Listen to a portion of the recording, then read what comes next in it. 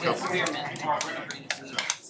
had, we ended up calling BMW. Or have them make a motion. And they said, drive it back, thankfully it was fine, and it was just kind of a faulty, sensor. That's pretty good. That's okay.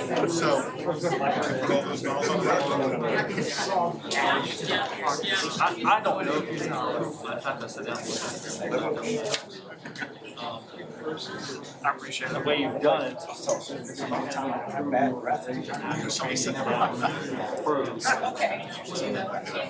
Okay, okay, go ahead and do it. I don't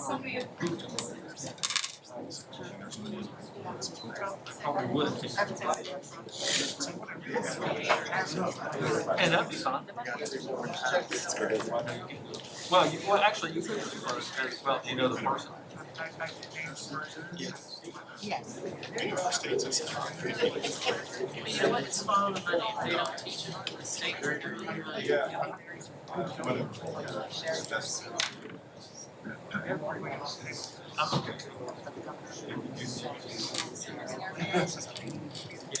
Yeah, we saw that.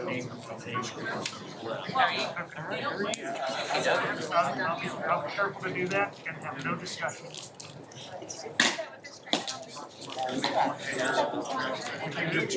No, I probably wouldn't do it. It's the gavel.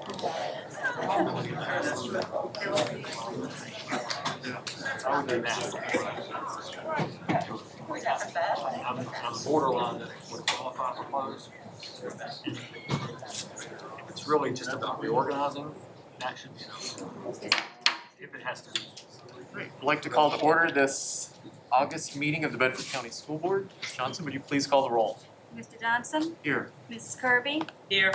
Mrs. Hairston? Here. Dr. Hicks? Here. Mr. Hill? Here. Mr. Leamy? Here. Dr. Mealy? Here. Mr. Chairman, you have a quorum. Excellent. Thank you, ma'am. We have a motion to approve tonight's agenda. Mr. Chairman, Yes, sir, Mr. Leamy. before we do that, I ask that we waive the 25-minute public comment limitation tonight. Of course you do. Okay. Mr. Leamy is requesting that we deviate from school board policy and waive the 25-minute time limit. Board members, what are your thoughts? Mr. Chairman, I think we have a lot of business to take care of tonight, and we had a long meeting on July 29th and gave parents ample opportunity to voice their opinions on Ask and any other subjects, so I think we should stick to the agenda. Other, I agree. I support that. okay. I agree with Mr. Leamy. I'm with Mr. Leamy. I mean, you're right, we did hear a lot of feedback, but it appears that the majority of the board didn't listen. And so I think we need to listen. Mr. Chairman, would you please bring this board meeting to order? Yes. So, Phil, get right back to you in a second. So we certainly appreciate everyone No, you don't. and your attendance and your participation, but while the board is conducting business, please refrain from speaking. We will give you opportunity to speak, but for now, please listen while the board is conducting business. Mr. Hill. The other question I have around the agenda is, I had requested a larger location, and I know at least one other board member had requested that. And as we can see, we're meeting here in this small conference room. Is there a reason why we were not able to meet at a larger location? Yes, sir. We, with today being the second day of school and the auditorium being an active classroom space, students being on campus, there were concerns about that, about the time that IT would need to take away from supporting direct instruction to set up the room, and other concerns regarding security, that we decided to continue to hold the meeting here tonight. Who is we? We would be me in consultation with administration. So administration said that they could not set it up for us to use the facility. No. They would have difficulty doing that. Okay. So back to my original request regarding waiving the 25-minute public comment limitation. Where are we with that? We have a full list tonight, and if any speakers don't show up, we can accommodate other speakers. So is that a yes or a no? That is a no. Okay, thank you. Great, so do we have a motion then to approve the agenda? So moved. All right, we have a motion by Dr. Hicks to approve the agenda. Do we have a second? Second. Second by Ms. Hairston. Any other discussion? If not, call for a vote. All those in favor, please say aye. Aye. All those opposed? No. All right. Ms. Johnson, please pull the board. Ms. Harrison? Yes. Dr. Hicks? Yes. Mr. Hill? No. Mr. Johnson? Yes. Mrs. Kirby? No. Mr. Leamy? No. Dr. Mealy? Yes. The ayes have it with, yes, excuse me, the ayes have it with 4. Thank you, ma'am. All right, do we have a motion to go into closed session? Mr. Chairman, I move we go into closed session pursuant to the Code of Virginia, Section 2.2-3711A1, to discuss the assignment, employment, performance, discipline, and release of contract for specific school board employees, and pursuant to the Code of Virginia, Section 2.2-3711A8, for consultation with legal counsel retained by the school board for legal advice concerning the Freedom of Information Act and COVID-19 mitigation strategies. Thank you. So we have a motion by Ms. Kirby to go into closed session. We have a second. Second. Second by Ms. Hairston. Discussion on that? If not, all those in favor, please say aye. Aye. All those opposed? The board is now in closed session.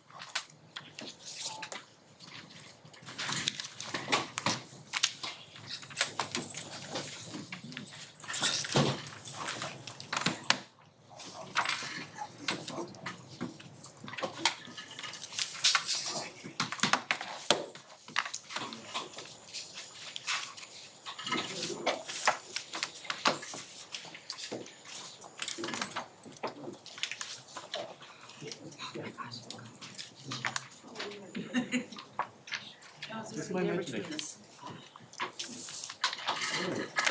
Do we have a motion to come out of closed session?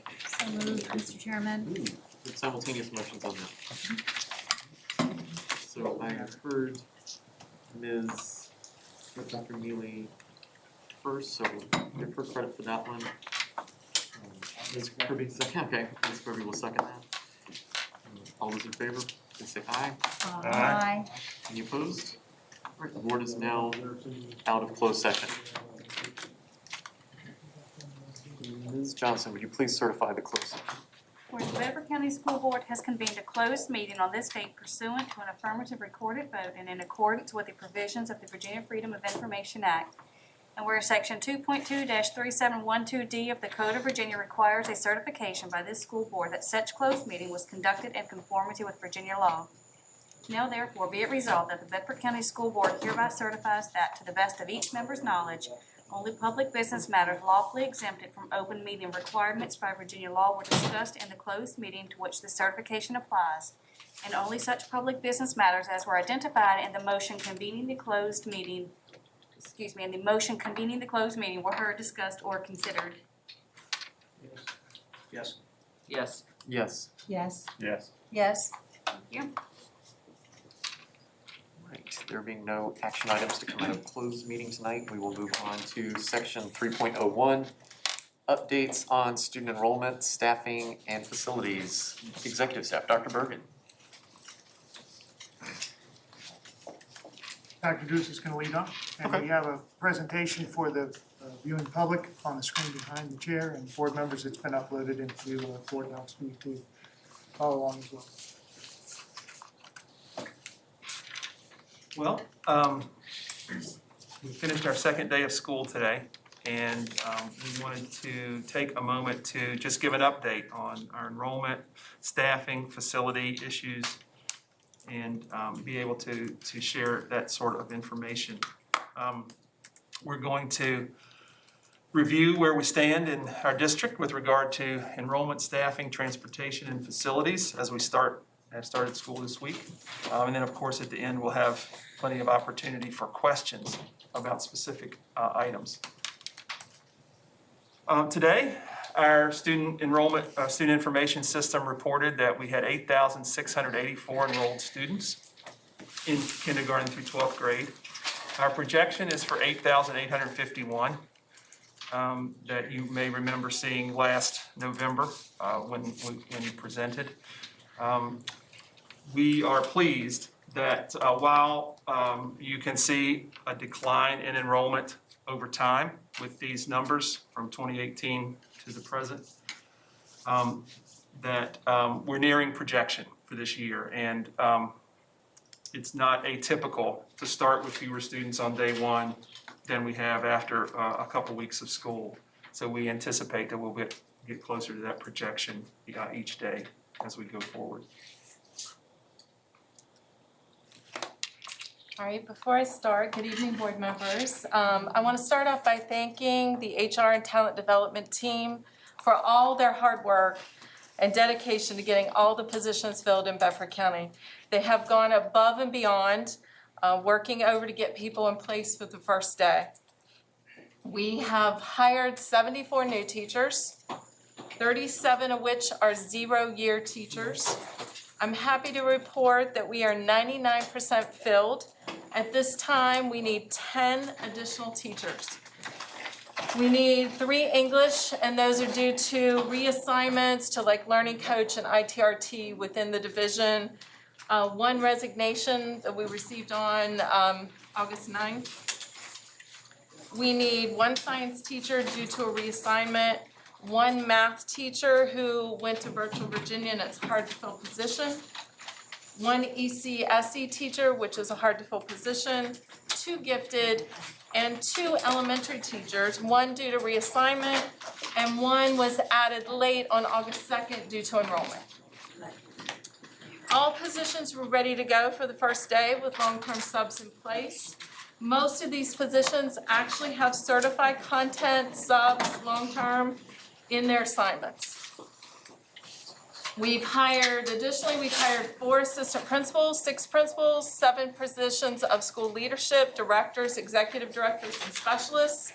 12 of these leadership positions have been reassigned staff, and 5 were outside hires. We have also hired 3 nurses, 2 psychologists, 5 counselors, and 14 paraprofessionals.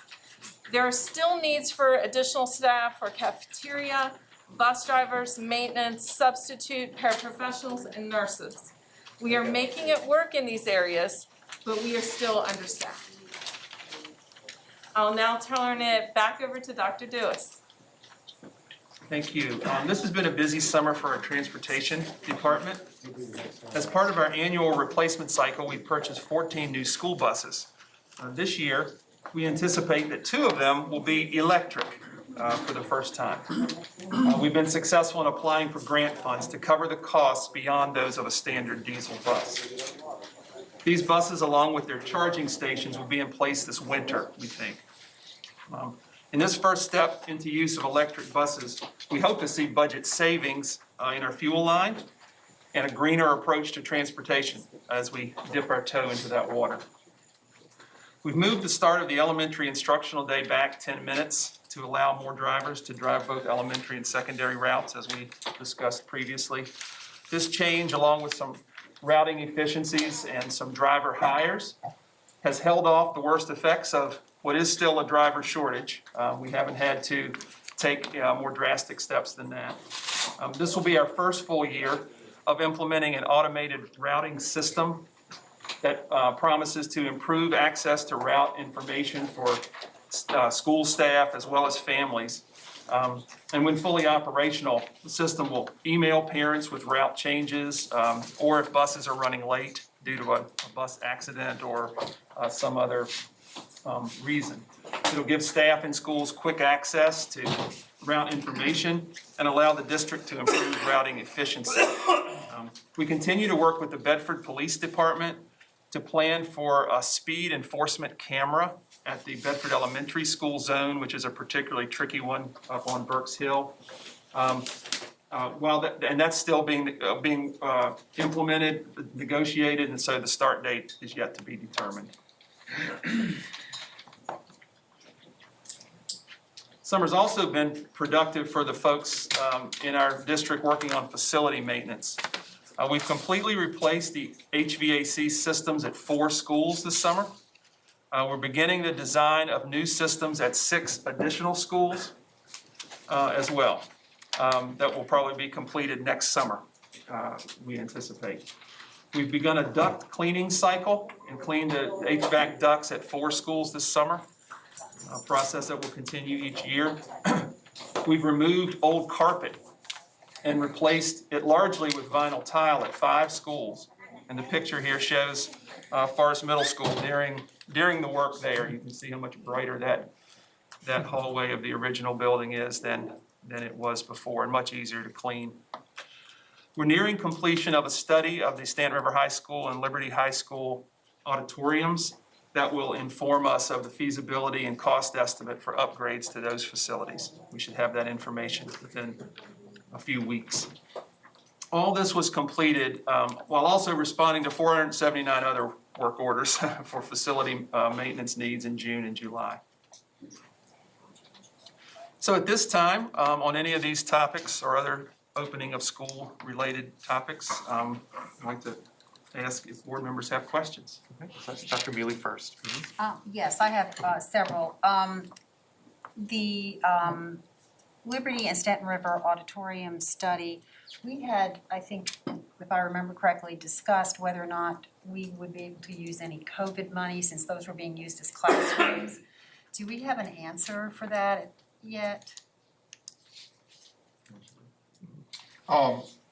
In looking at the HVAC projects, we already have programmed for the CARES Act money and the escalation in prices on that. We're seeing 25, 30, even 50% escalation on those prices. Don't believe there will be much money left to allocate towards the auditoriums. So if there's more money at the end that's left, we'll have to put it to some other projects, but I don't think it'll be as substantial as we were hoping for because of the escalation in prices.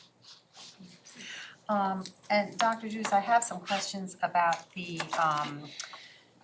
new software for the buses. I visited several schools on the first day of school, and certainly there were some problems with that. And I would like to say up front that, you know, no first day runs without any problems, having done quite a few of them in my life. But I did hear from many parents and employees. Can you just tell me how that was rolled out to everybody? When did they get information regarding this, and did they get any training regarding it, that sort of thing? We were ambitious in implementing this electronic routing system. It's something we've been trying to put into place for a long time. We didn't share information with parents regarding bus routes the way we traditionally have, in that we've placed large maps on walls and charts with bus stops on walls so that parents at open house can see that, because we knew that the system would email parents their routes, and we did that around the same time period. What we found, however, is not everyone got that email, and so there were really too many people who didn't, and we certainly apologize for that. I think we understand why that was, so we can fix that going forward. And in the meantime, we've posted that route information and communicated it to parents so that they have it now, and I think today was much smoother than yesterday. When did employees and administrators get this information? Late before the school year started. There wasn't a large lead time for training, and we've been continuing to work with both office staff and principals for how to get access and use it. Did we do any sort of trial run with it? No. To see if it worked? No, ma'am. Was there not enough time to do that? Why did we not do that? We didn't, because we were trying to get it ready for the start of school, and we could have done better with longer lead time, no question. Thank you, Mr. Chairman. So Ms. Hairston, then Mr. Leamy, then Dr. Hicks. Okay, so Dr. Duas, Dr. Mealy has asked a number of the questions that I had. I also received a number of phone calls from parents as well as staff members regarding the program, and certainly I understand that on the first day you're gonna have little hiccups. My question really relates to the software program. What other divisions are using this particular software, and did we do any research or talk to any of those divisions regarding the software and maybe some hiccups and problems that they had? We have, and actually have looked at a number of different programs and options along the way. I don't have a complete list of other districts. I certainly can provide that if the board would wish to see it. It's not the software's doing. You know, this software takes information from PowerSchool. When families' addresses are clean, you know, the data's clean there and it comes in, it uses it. And then it flags ones that it doesn't recognize or that there may need to be a manual look at. And it's those that didn't get the call. And we know that we need to allow time for that manual look going forward. So we knew the feature was there. The system did what it was told to do. And it has to do with you know, making sure all of that information is cleanly there in plenty of time. I'm all for updating and certainly streamlining our system and making it effective. But I think it's just very, very important that we realize, and I'm sure you do, that we have so many families who don't have adequate internet services. Right. And so that could certainly pose a problem for those in terms of getting the information. Hindsight is 20/20, but I certainly think anticipating problems before they're actually problems is really important when you're rolling out something new like this. I'm happy to hear that things are improving, so that's good. It was very concerning to me, the things that I had heard, the phone calls that I'd received. So my next question is to Dr. Calvert. 32 new teachers, wow, that's 37 new teachers. 37 brand new, 0. Okay, 37, so brand new, that was gonna be my question, are they first-year teachers? Okay, awesome. It's gonna be a lot of professional training and development Yes, and support there. Sherry and Melanie Sherry Weiss and Melanie Simmons will work with them. Okay. They've already started, they came 2 days prior to everybody else coming. They've done training on those 2 days, they will meet with them monthly, they will observe them, they will meet with them in schools, they will do in-field coaching, they're on it. Thank you. Okay, You're great. welcome. Mr. Leamy. Dr. Dewis, refresh my memory, please. Do we historically purchase buses or lease them? We lease purchase them, we pay for them over 7 years and we run them for 15 years.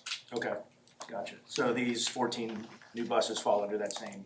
Correct, and part of the, later in the agenda is the approval of the lease payment, and we put that out to bid to banks. Okay. How many, okay, I see grants for electric buses. Are we just writing those, or have they been approved? We have them? Do they include, how many buses do they include, number one? Well, I've got several questions there. So 2 separate grants, 1 bus each. And they're designed to pay the difference between what a diesel bus would cost and the electric. And largely, that's the cost of the battery, as well as the charging station. So 2 separate grants. One has been approved, one we're very hopeful of that will be announced very soon. So Okay.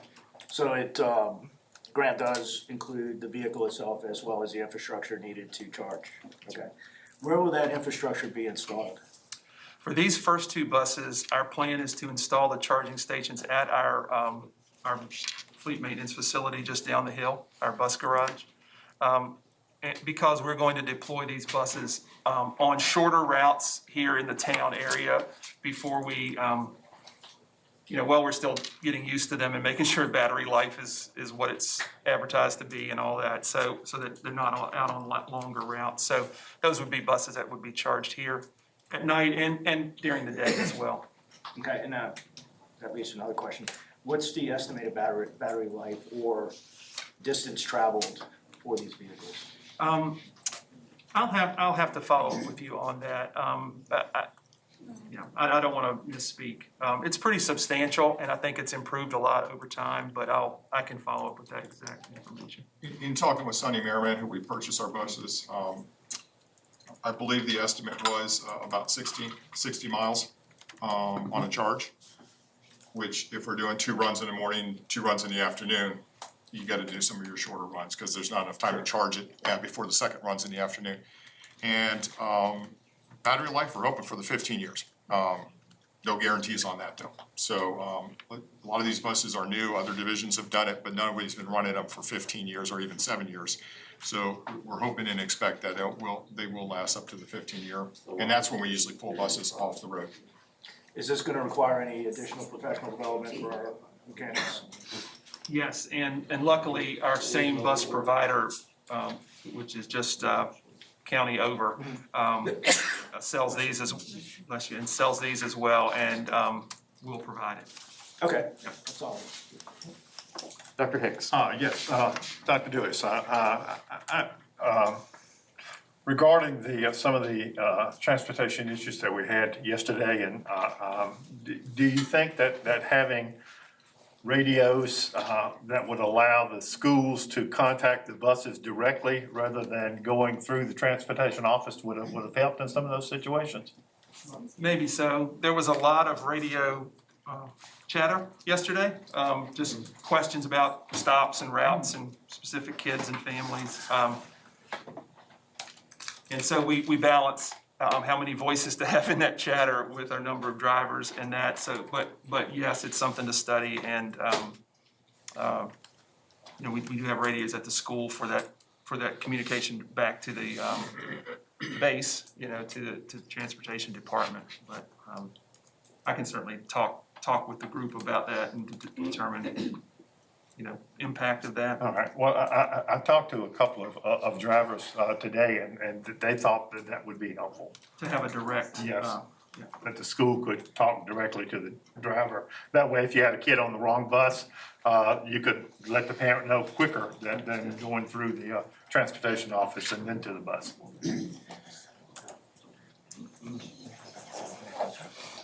Other questions? Oh, yes, sir. Just to follow up on Dr. Hicks's question, do we just have single channel radios in the buses, or do we have the capability where we could have multi-channel radios to allow just what he described to occur, talk to multiple stations, either the transportation office or the schools? We're using the single channel now, but I think that's another angle that we can certainly look into. Okay, thank you. Any other questions?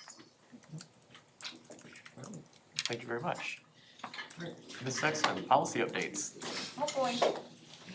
Hello, board members. Tonight I'm presenting 19 policies and 1 regulation for information, which can be found by clicking on the link in section 4.01 of the agenda. We have changed the layout of this to make it better available to the public and staff, as well as make it easier for the board to view it all in one place. As usual, the majority of these changes are updates for code or policy as recommended by the Virginia School Board Association. And if you have any questions, I'll be happy to try to help you or get someone else to. Mr. Leamy. Can you elaborate on policy KNAGJ, relations with law enforcement authorities? What all does that encompass?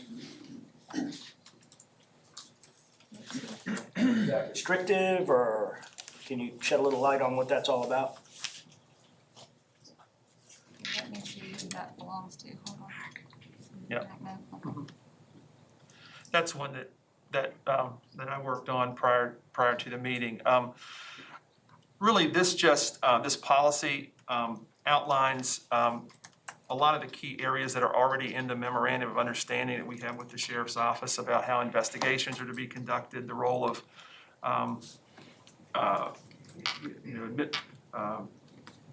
administrative roles versus law enforcement roles. Much of it is in state code. It also talks about the charges that must be reported to the superintendent and the school district when they happen, when our students are involved with them. And similarly, what behaviors at school need to be reported to law enforcement. That's been a big topic of some revision over the last few years, just so that school isn't seen as an overly punitive place when it comes to law enforcement. Charges are only there when they're definitely needed. And so all that's been clarified in this policy as well as that MOU. So does it, I guess my fundamental question is, does it in any way negatively impact the current working relationship we have with law enforcement? And if so, how? It does not. It only clarifies those roles that already exist, and we maintain and continue to a very strong working relationship with our school resource officers, so no limits. Okay, thank you.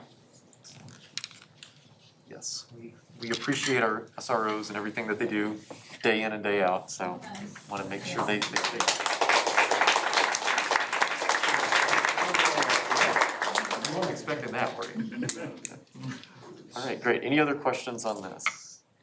If not, Ms. Sexton, I love the new layout. I find it very helpful, so thank you for that.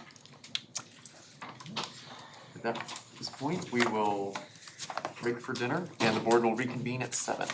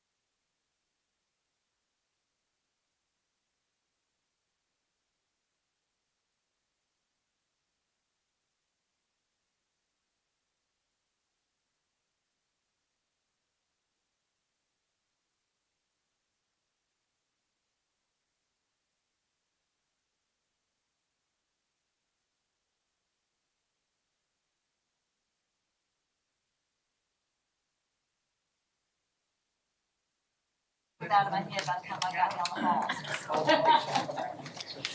You want them to know that. Above that, but we need this. All right, because they're gonna come in that door and they have to come right down this road. But after, Bye. Yeah, you come right back. So recognitions will start shortly after the Thank you.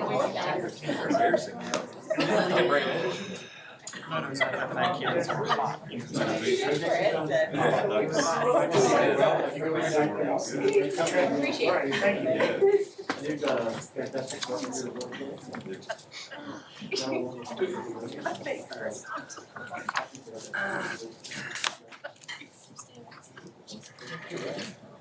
you two are not right.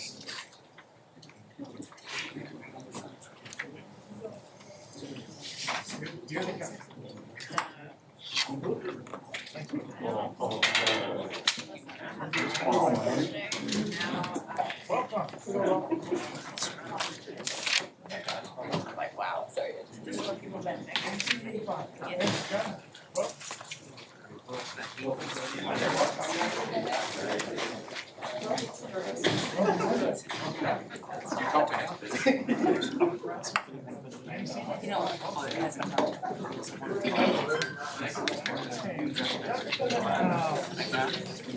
I'm compromising.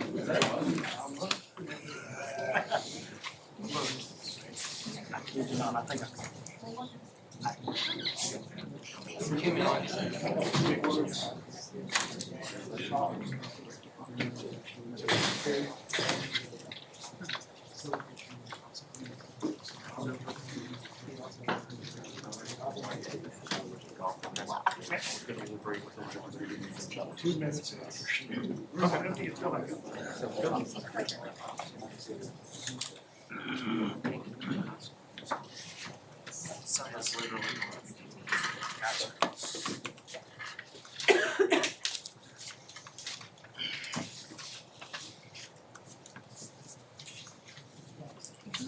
Is your wife doing okay? Is your wife completely recovered now? Yeah, she is.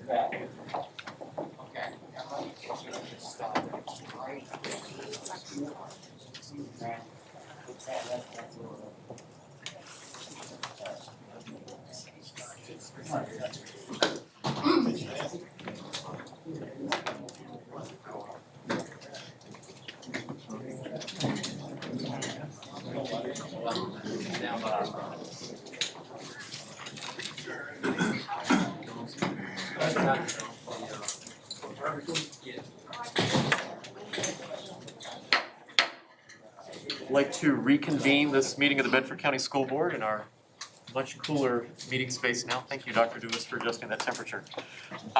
Would everyone please join us for the Pledge of Allegiance? Pledge allegiance to the flag of the United States of America and to the republic for which it stands, one nation, under God, indivisible, with liberty and justice for all. Great. At this time, we have some students and staff members to recognize. Mr. Edwards.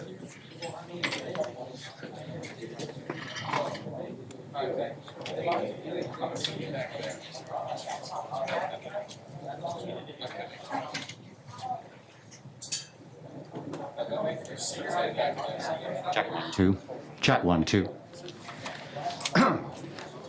Okay, Mr. Chairman, Dr. Bergen, we've got you in your places. That's good. Tonight, we recognize 3 separate success stories from our students and our staff. Students and staff, when your names are called, please come forward to greet Dr. Bergen and Mr. Johnson and to receive your certificate. And after that, please remain standing to the side. And once we finish calling names for each category, we'll pause so that a group picture can be taken. For the first time in recorded history, Bedford County Public Schools has 2 students representing Virginia's FFA Association. These students have already begun serving in their new roles. They'll both have the chance to travel internationally to study agriculture and leadership abroad and both will have the opportunity to serve as delegates to the National FFA. The Virginia FFA Association Secretary is Stanton River High School's Emma Jackson.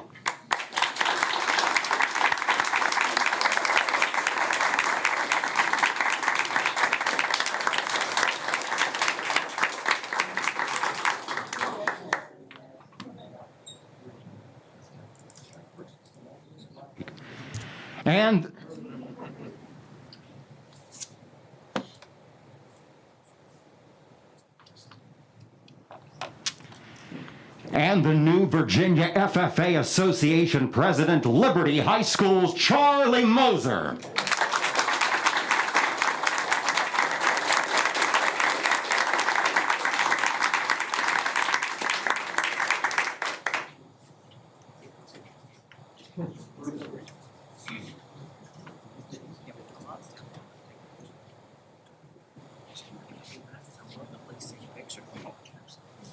Get a group picture with them too? Yeah, with you both too. All right, come on down. Now we'll do one more. Can you take your mask off for a picture? Are you comfortable doing that? You okay with that? Jason, okay with that? Can you,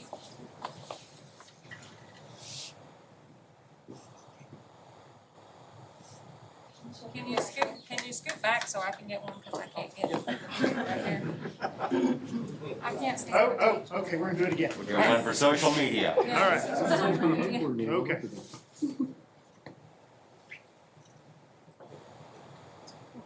Outstanding, thank you very much.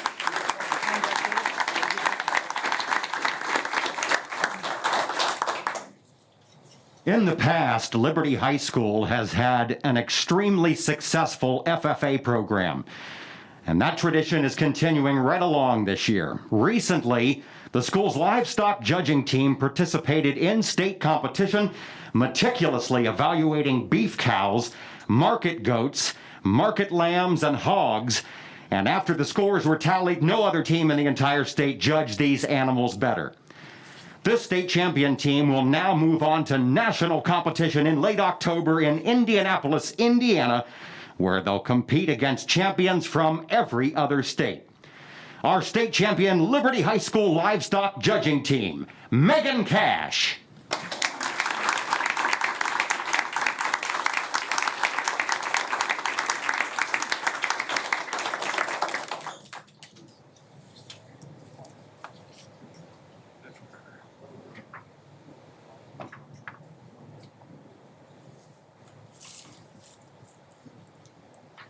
McKenna Garrett.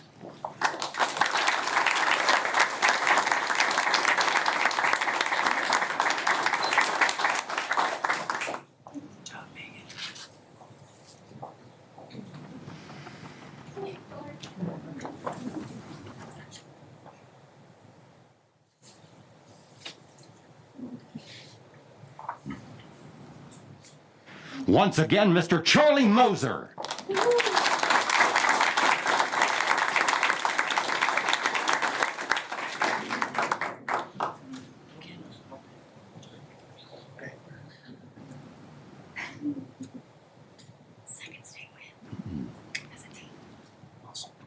Kevin Payne-Chod.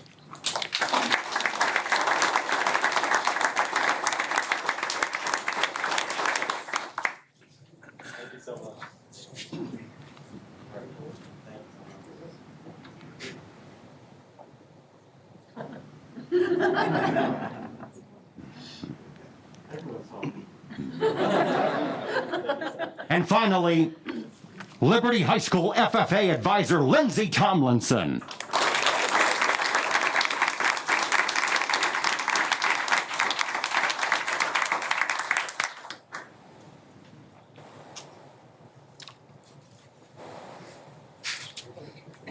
Oh, sorry.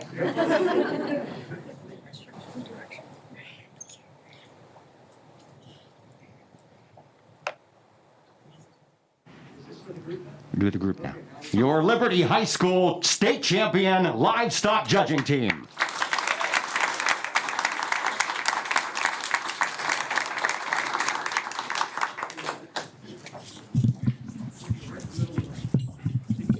yourself in here, look at the cameras. Can you take your mask off with the picture again? You wanna do one without mask?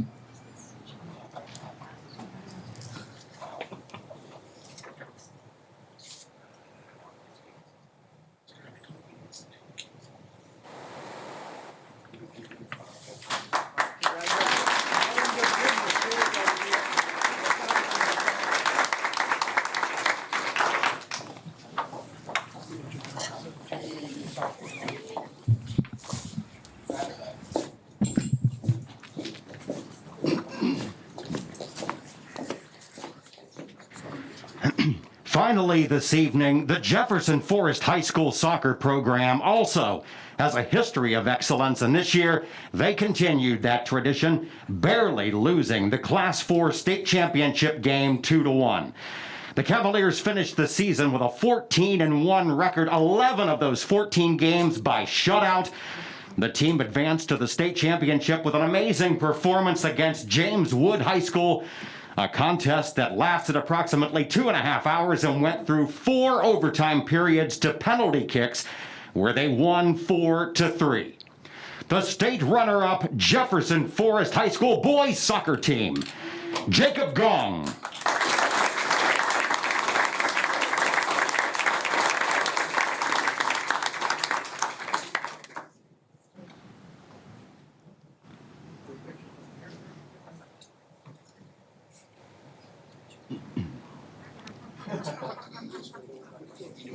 Landon Howard.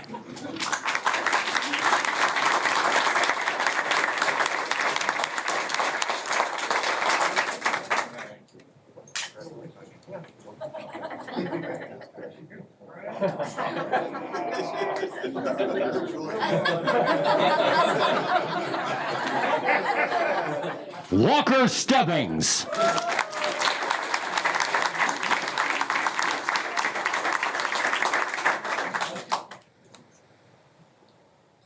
Oh, yeah.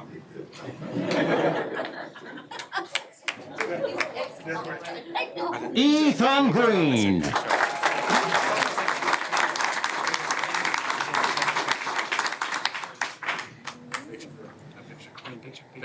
Picture.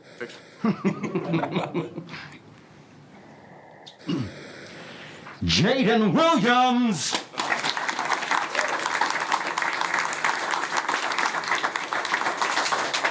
Oh, what was that, Andrew? Andrew, your picture taken.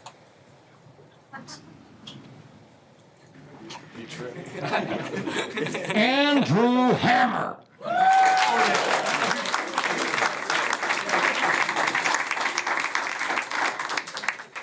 Thank you.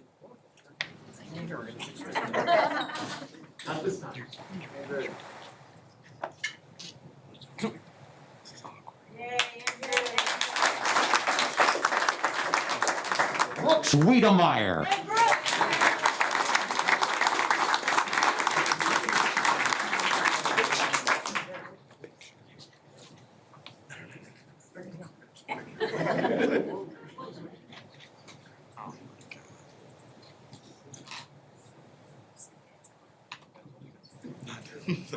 Aiden Arthur.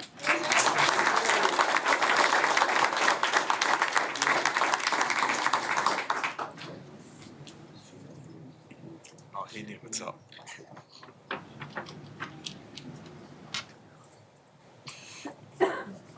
Quinn Mackey.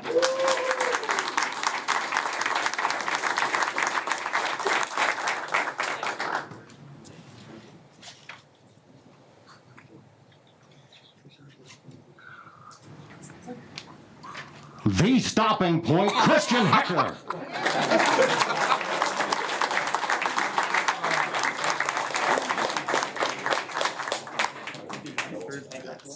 Oh, turn. Of course they did. Christian.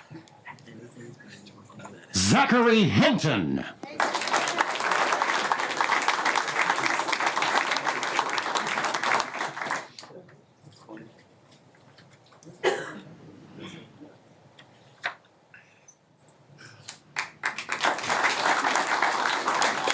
Tyler Hinton.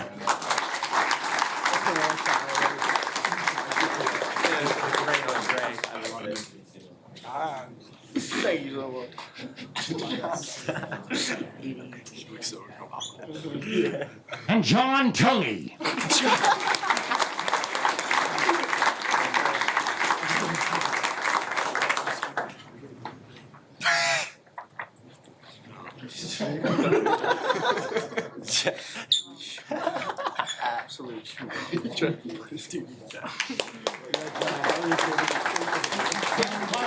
Head coach of the JF Boys Soccer Program, Scott Zering.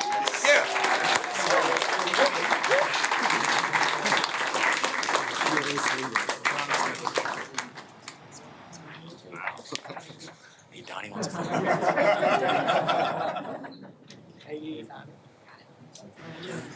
The JF runner-up soccer team 2021.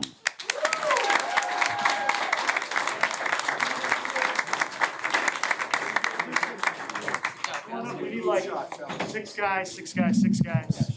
Short people. I think me. Average height. Tall team. Six guys up front, and then everybody filing behind them. You got a big.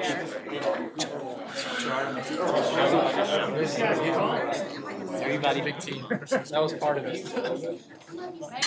You might bend down some, cause you're Yeah, all tall. yeah, Jade. You guys gotta bend Go down. There we go. Bend down a little bit. Hey, bend down.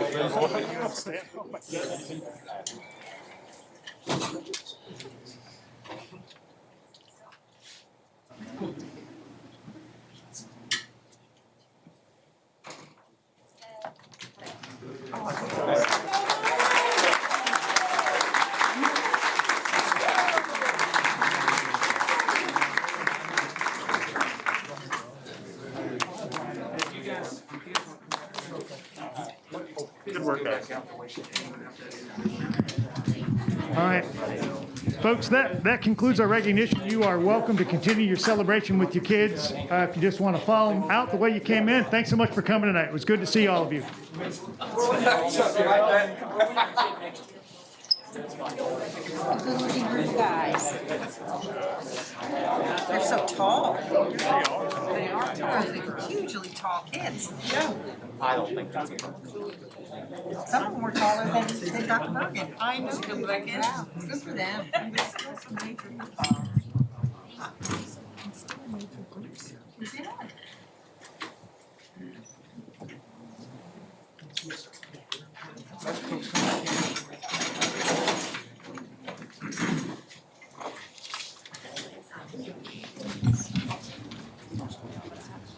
While we are transitioning, congratulations to all of our very accomplished students, FFA, soccer, everyone.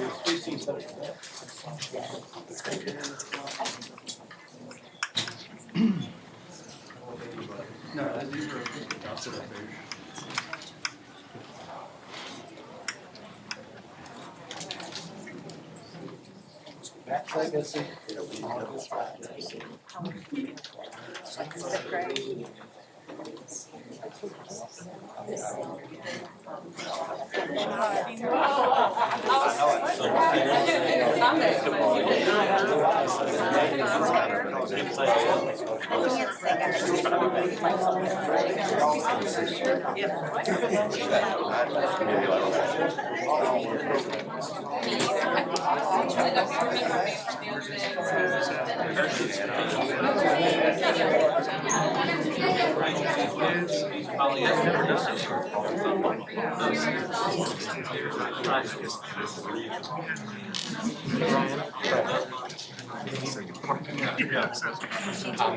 gonna read that.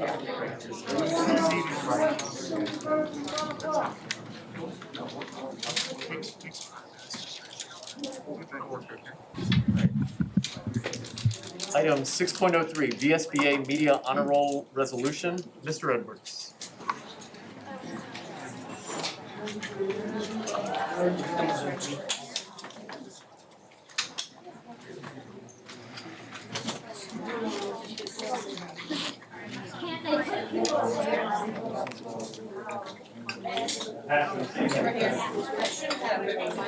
That should have been at Liberty High School. That's where they should have been. Oh, they didn't want to. You're fine, you don't worry about it. Should have had a big foot stand up. Here, I gotta sit next to you.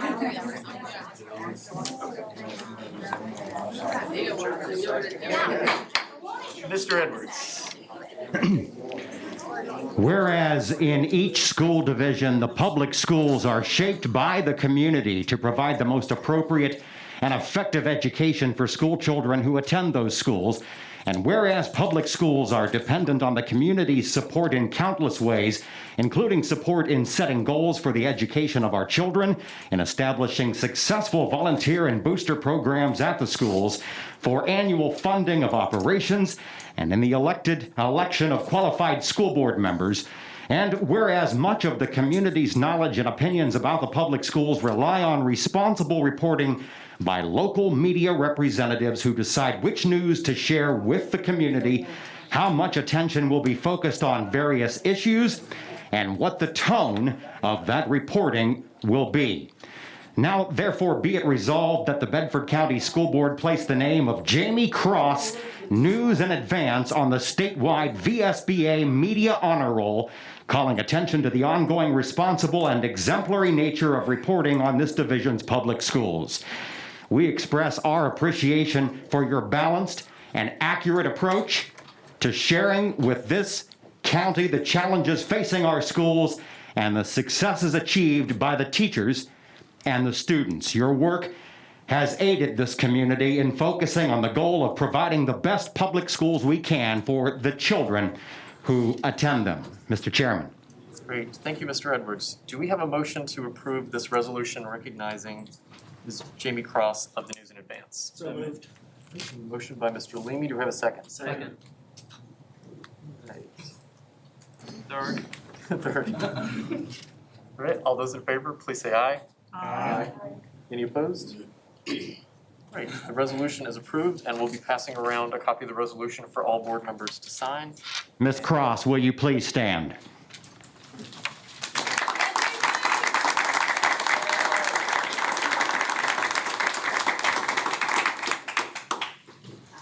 Ms. Cross, thank you for the good work that you do. We really appreciate your coverage of our school system. We'll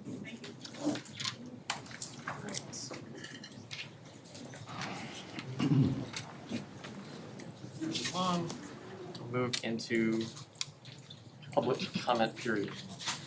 So the public comment portion of tonight's agenda is limited to 25 minutes. Individual speakers are limited to 3 minutes, while anyone representing an organized group will be allowed 5 minutes, provided they are the sole speaker from that group or organization. Speakers are asked to state their name, address, voting district, and organization or group if applicable. The school board is here to listen to your comments, but will not engage or respond to speakers during this 25-minute period. Please remember this is a public meeting and that we expect all speakers to refrain from any foul, abusive, or hateful language. Mr. Edwards will serve as timekeeper for individual speakers with a ringing bell indicating that a person has 30 seconds remaining. A second bell will ring indicating a person's 3 minutes have expired. Mr. Edwards will also serve as timekeeper for our cumulative 25-minute period. When Mr. Edwards' 3-minute timer bell rings, please discontinue speaking and allow the next person in line to come to the podium. Should you be unable to finish your comments, please send them or give them to Mrs. Johnson and she will distribute them to board members. Mr. Edwards, who has signed up to speak tonight? Mr. Chairman, we have had one individual who signed not attend tonight, so I will ask the first person on the waiting list, Kristen Rodriguez, if she's in attendance? Or maybe outside? Ms. Rodriguez, sign up to speak. Rodriguez? Okay, apparently we have located her. The speakers for this evening, in this order, include Emily Lindy, David Beauregard, Leslie Laux, Stephen Younghouse, Robert Verbecki, Mandy Baber, Aaron Farrell, and Kristen Rodriguez. Mr. Chairman, I will make you aware that at least a couple of the individuals are outside, so we will need to switch out a few of those during this session. Thank you, sir. All right, Emily Lindy.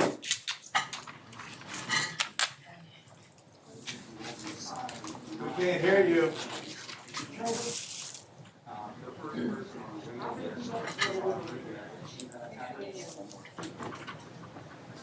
Is Emily out there?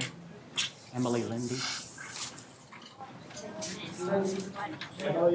Emily Lindy.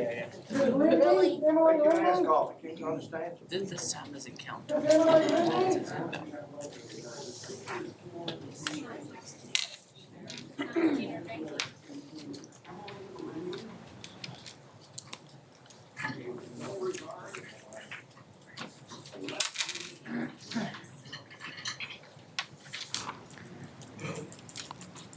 David Beauregard.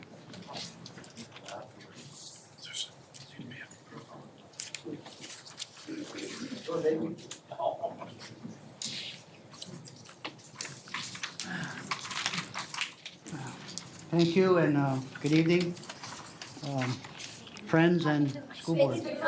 Oh. I'll go this way. Okay.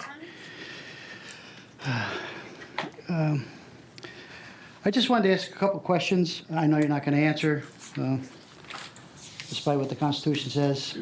I'm just wondering, how is it possible that the BCEPS, Bedford County Public Schools, could publish on August 8th an update on the mask debacle when the clear voice of the people regarding the mask mandate was rejected resolutely by the people and subsequently voted on by the board 4-3 to allow parents the right to choose for their own children on July 29th? How is that possible? Well, in my estimation, I'll give you a people's perspective. I think it's, for those who voted against it subsequently to that vote, I think it shows on those people's part arrogance and absolute disrespect for the people. As such does the no answering of comments at any time throughout the year to those of us who are your boss, and by which the Constitution says you are amenable at all times. Which brings up something else. And the closed meetings. Codes of Virginia cannot supersede the Constitution. I know you know that.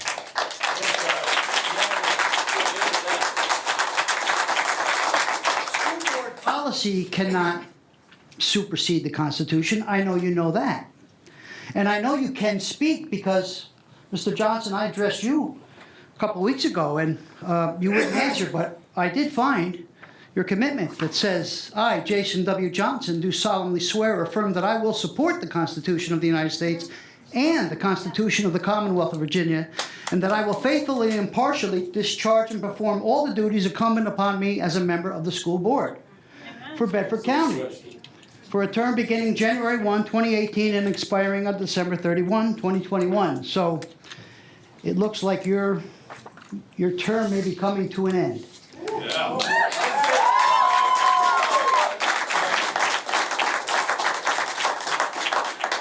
As one, you are not listening to the people, okay? And you are the head of this group.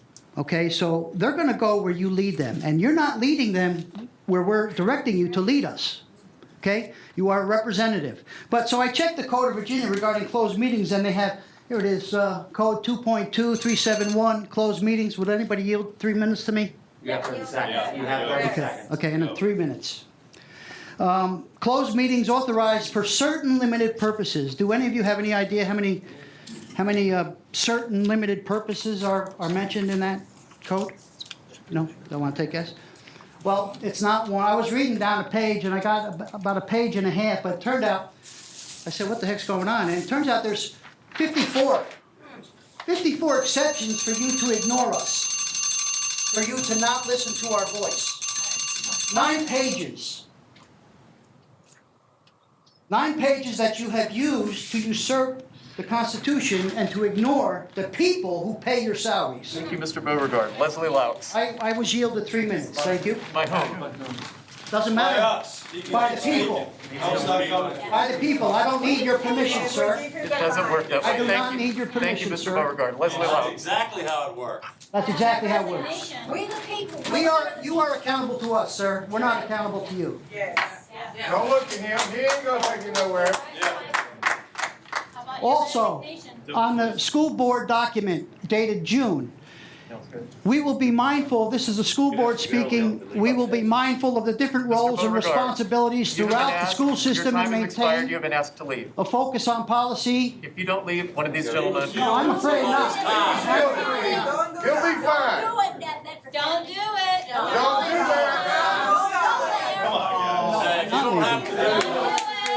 Presenters' comments? Hey, let's support here. He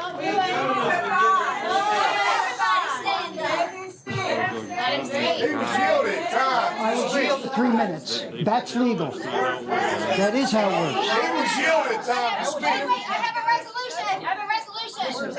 I respect you guys, but you are also subject to the people. Who's the next speaker? Yes, you are. You are accountable at all times and liable to answer. Now, I respect you, but he does not have the control here. Who's next on the list? Speak up, Ryan. Who's next? Leslie Louts. Okay. Leslie Louts. All right. Leslie Louts. Hold on. She'll yield. If Leslie doesn't, you can stay. That's up to them. No, it's not up to them. You got it? All right, who's next on the list? Alright, who's next on the list? Okay. Come back up to somebody else. David, Yeah, she doesn't want to yield her time. That's- Okay. Step aside, somebody else will. okay. All right.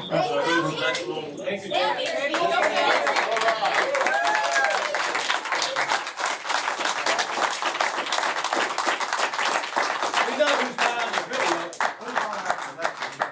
Leslie Louts. Who's next after her? Stephen Younghouse. Stephen in here, Stephen Young. Leslie. Hey, Leslie, do you want to yield your time? Heck no.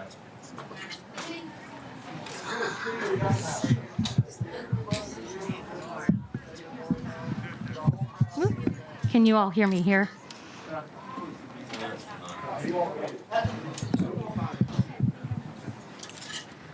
Is this good? Can you hear me? Okay. Mr. Edwards, is it now? Okay. I'm Leslie Louts from District 5. Tonight, I'd like to address some things that were discussed and said at the special session that took place on July 29th. For most of us, watching that meeting was an embarrassment to our community, our schools, and the children they serve. For some, I'm sure the hateful rhetoric of certain community members, school board members, and elected officials hit a little harder. So tonight, I'd like to address those children, individuals, and families in the transgender community who were most affected by the things that were said. First and foremost, it goes without saying that you belong in this community. And in any other community, and excuse me, I'm speaking. I don't care what you're doing. You live in a fantasy. Allow Ms. Louts to speak. They're human, but they're not women. You have a penis, you're a man. Sorry. Ms. Louts. Thank you. Hang on, can I find my place? Okay. Second, I know many of you personally, but it is clear to me that those people who spoke at the July 29 meeting and implied that by simply sharing space with other children, you are somehow infringing on the rights of others, or pose a threat to them do not actually know you. If they did, they would know this. They would know that you have more courage and resilience every day you walk out your door than they may ever have. And sadly, some of you have to have that courage and resilience in your own homes. They would know that most of you have already been coexisting and sharing space with their children and have been accepted and embraced by some, but not all of them. They would know that you are not looking for special treatment, but rather equal treatment, as is your right. They would know that because of your own experiences, most of you have developed empathy and compassion beyond your years. And most of all, they would know you, who you are as individuals with strengths and flaws just like the rest of us. And I hope someday that they will take the time to do that, because they are truly missing out on knowing some amazing people. It is definitely their loss. You are welcome to share space with our family in our schools and athletic competitions, on the stage, or in our home. Finally, to those who spoke at the last meeting, though I too am Christian, I'd be a complete hypocrite if I didn't admit that I sometimes speak in anger. But I have to say that while you may struggle with how to understand something or reconcile a particular social issue with your personal beliefs, I think we can agree that a scene like the one on July 29th did nothing to resolve those issues. That rhetoric does not belong anywhere, much less when discussing children in public schools. I hope in the future we can all move forward in a way that better represents our community and the values we claim to hold. Thank you. You must know more than God does.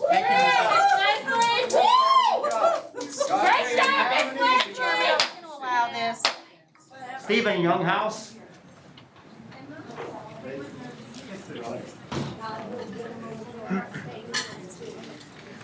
You ready? Yes, sir. Okay.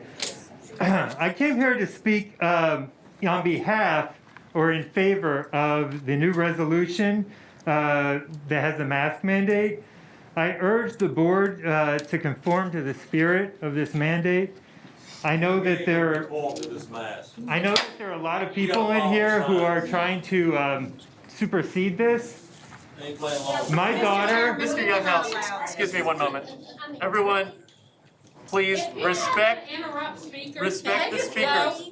Yes. What are you doing right now? Anyone who continues to interrupt, So, gentleman in the gray shirt, please refrain from interrupting speakers or you will have to leave tonight's meeting.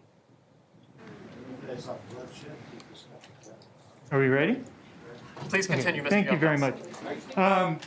My daughter is entering 6th grade. Excuse me again. Did we just warn you? USA hat? What? I'm gonna warn USA? you, okay? You're all out of line and you're Sir, violating the Constitution. please. Yeah. Violating the law of God, okay? Deputies escort him out. Yeah. He's been fired. Yeah. All right, Mr. Younghouse. Okay, thank you. Yeah. Um, No, stay in here, stay in here. I need to say that Chairman, we for the cannot life of me, continue I like do not this. understand how this issue became politicized. This should not be a political issue. This is a public health emergency. It's not a law. We need to clear. I believe we were just warned. Gentleman in the gray. Whoa. This is a public health emergency. Everybody with American flag. I think that many of the people who oppose the mask laws here don't really understand how the masks work. People think of this as an infringement on their freedom. I think of the mask as a way I protect the people around me. Because the mask protects me from you, but more importantly, it protects you from me. Let's look at this. This Delta variant is much more contagious, and it is spread via respiratory droplets. The mask prevents the droplets from entering the air. My daughter does not have a choice because she's not 12 years old yet. She cannot be vaccinated. Praise God. So this is the only way that she can be protected. She does not have a choice in the matter. This is a public health issue. Finally, I just wanted to mention, if at all possible, to do whatever possible to improve the ventilation. I think that would help the COVID issue as well. I appreciate your time. Thank you very much. Great, thank you, sir. Don't be ashamed. Don't be ashamed. Robert Verbecki? Really ashamed. Christians. Where's your freedom, guys? This is Bedford County that are Christians. Hey, aren't you a taxpayer? Yes. Are you a taxpayer? I'll pay a lot of taxes. Robert I pay a lot Verbecki? of taxes. Yeah. Uptown 13's I pay a lot of So- taxes. They're asking you to leave? Yeah.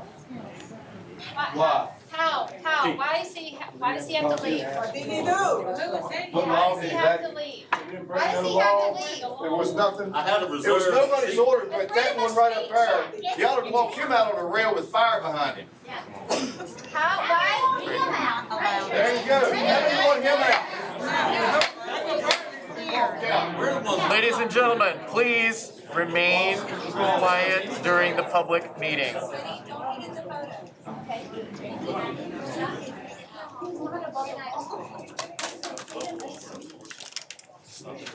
I think both of you guys ought to sit back down and listen to what the rest of us have to say, because it's important for you, as taxpayers in the county of Bedford, to hear what they have to say. Due to the interruptions tonight, the board is clearing the room of everyone except speakers and those who have business before this board. Hey, that up there does not. Say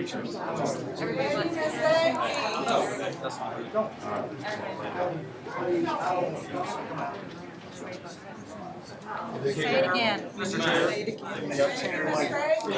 Everyone that is not speaking or has a place, business before this board. Wait, you might want to recess. The board will stand in recess. Everybody but the speakers have to clear. Oh, no! You are a coward. I'm not leaving. I didn't do anything. I didn't do anything either. Everybody in the middle of the room. No. I'm there. I think it's probably everybody. Hey, everybody except for speakers, Everyone here is clear. Hey, I tell you what, bring Mike down here. Yeah, where's Mike? You go ahead. Go ahead. Rob, please move out of the county. No, Thank you for leaving. no, he shouldn't have. I want to hear what they had to say. Read that. Everybody clear the room, sir. I have a legitimate question. Did you ask us to clear the room, or is it the chairman asking me to clear the School board.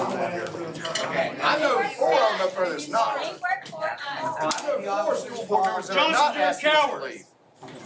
Not the officer's fault, doing what you're told. Folks, please leave the room. No, if the board leaves, then that means we take over. If the board leaves, they sit there and listen. We have control over the board, you guys. So what do we do? The board is leaving. You guys, the board is leaving. You've seen this several times on Facebook. Who's leaving? No, you've seen it. You've seen it on Facebook. No, you've seen it on Facebook. They're walking out, they're stepping down. This way. I'm coming. No, step up. God bless you, sir. You as well. Jump. Ma'am.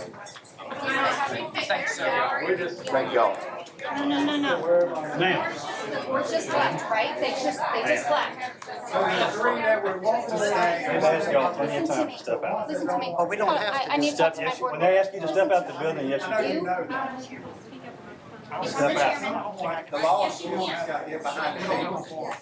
But we need to let these people talk. When you let people talk, they show you what's inside their mind. Yes. When they stand up here and talk, don't interrupt them. They're giving you ammunition. Correct. They're giving you ammunition. We got plenty of time. There's no need to freak out. Here's what you gotta do. You gotta show up next month and you gotta show up the month after that. That's what you gotta do, patience. Patience, it ain't gonna happen on one night. Whether you agree with it or not, you let them finish talking. That's right. And that goes for them letting us talk too. Let them talk. Giving you ammunition. Unanimous decision, it could happen in one I'm doing what they asked. unanimous decision. You're serving your people. The law, see, the progressives use the law to make. No. This didn't happen overnight. This didn't happen for I'll listen, I'll listen. No. You gotta, we just now woke up. It's gonna take a little time. But they left. They left. Are you asking me to stay? Are you asking me to stay? We gave them what they wanted so they could leave. That's what they wanted. That's all he needed to walk out. It's gotta be done the right way, that's all. All right, I'll relay that message. I'll relay that message. He walked out of the board meeting. He left. He quit his job. You guys ain't ready to speak. No, I was. I was trying to stop the guy. I was trying to stop When him. they pick one leader. I was not doing it. Maybe we can bring everybody back. That's what we need is say, hey, let everybody speak. Give them their time to speak. We will be back. We'll be back. I've got 3 minutes. And why? But you've gotta do it the right way. You can't speak over, you can't run over top of it. You have to let them talk equally just like you. That's all I'm saying.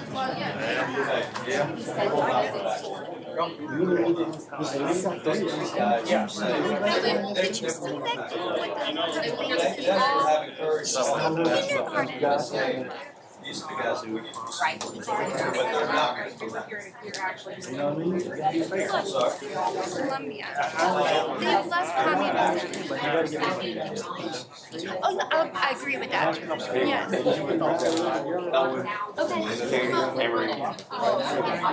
Everybody else. But they're gonna lock the doors. I know they're gonna lock the doors. Be there, be the voice there. Let everybody speak. Everybody back. How about we just have everybody say, all They've already right, asked so you clear, we're not going forward. We were unity here. they're gonna lock the doors. Can you promise that? I can't for, we're gonna have some. I don't know what they're gonna do. I'm saying. You've seen what they do. You've seen what they do. It's gonna make your You know his part. As soon as they left. I know they're not gonna let us back in. I know that, and then they're going to. But they left. They left their That's what they duties. say, thank you for what you're saying for. This is my husband, this is my 7-year-old daughter. I was like, I'm like, yeah, I was really hurt. They won't. They're gonna lock the doors. You can press the, you can press it, I'll give it to her. If you promise me, Like, the meeting's not over, the doctor's gonna use it. they're gonna lock the doors. Okay, how about this You now? can turn on YouTube, you can still see it. And so, this is how we take. That's just not. How about this? How about this? I will give this to the clerk. Ask them if they're gonna let us back. Go to the canopy, thank you. Okay, I tried to request on Facebook, but I figured you could let the blood people there, so. Without any. You can stop. I'm a pastor. I'm not I know this is a pretty policy measure. Love you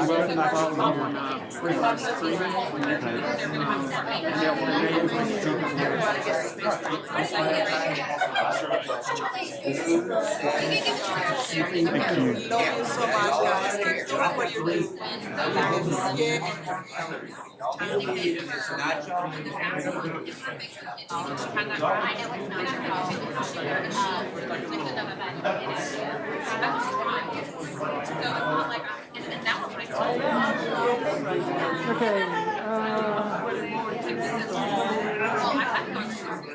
I didn't have any children.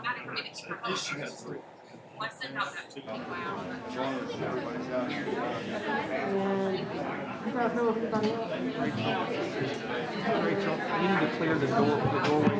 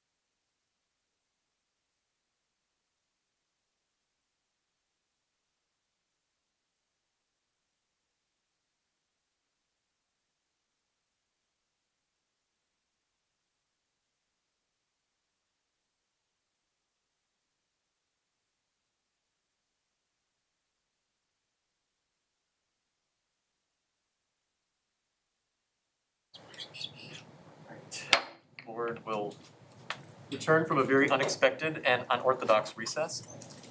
Apologize to everyone at home, to those watching that.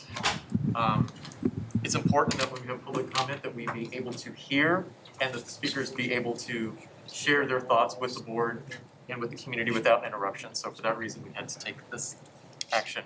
Mr. Edwards, who is our next speaker? Mr. Chairman, we have a speaker who was attempting to begin, who we're going to permit to come back. His name is Robert Verbeck. Okay. And then we have 2 more scheduled speakers following that, and 2 other speakers who were on the alternate list that we, before we were in the 25-minute time frame, had mentioned as well. Okay. Great. So Robert Verbeck. Good evening. Tough act to follow. Thanks to the board for the chance to make some comments tonight. I'm Robert Verbeck. I'm from Forest. And just as a little bit of background, I've got 5 children that range in age from 23 down to a new kindergartner. So in reality, I will have had a child enrolled in this county from 2004 until 2034.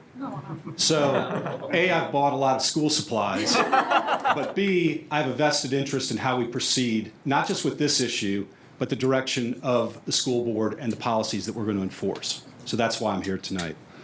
Obviously, I'm here about the mask mandates, which I thought was resolved a couple of weeks ago. Obviously, I think it's clear there's a lot of disappointment about the reversal on Sunday, and it appears to continue to be in progress.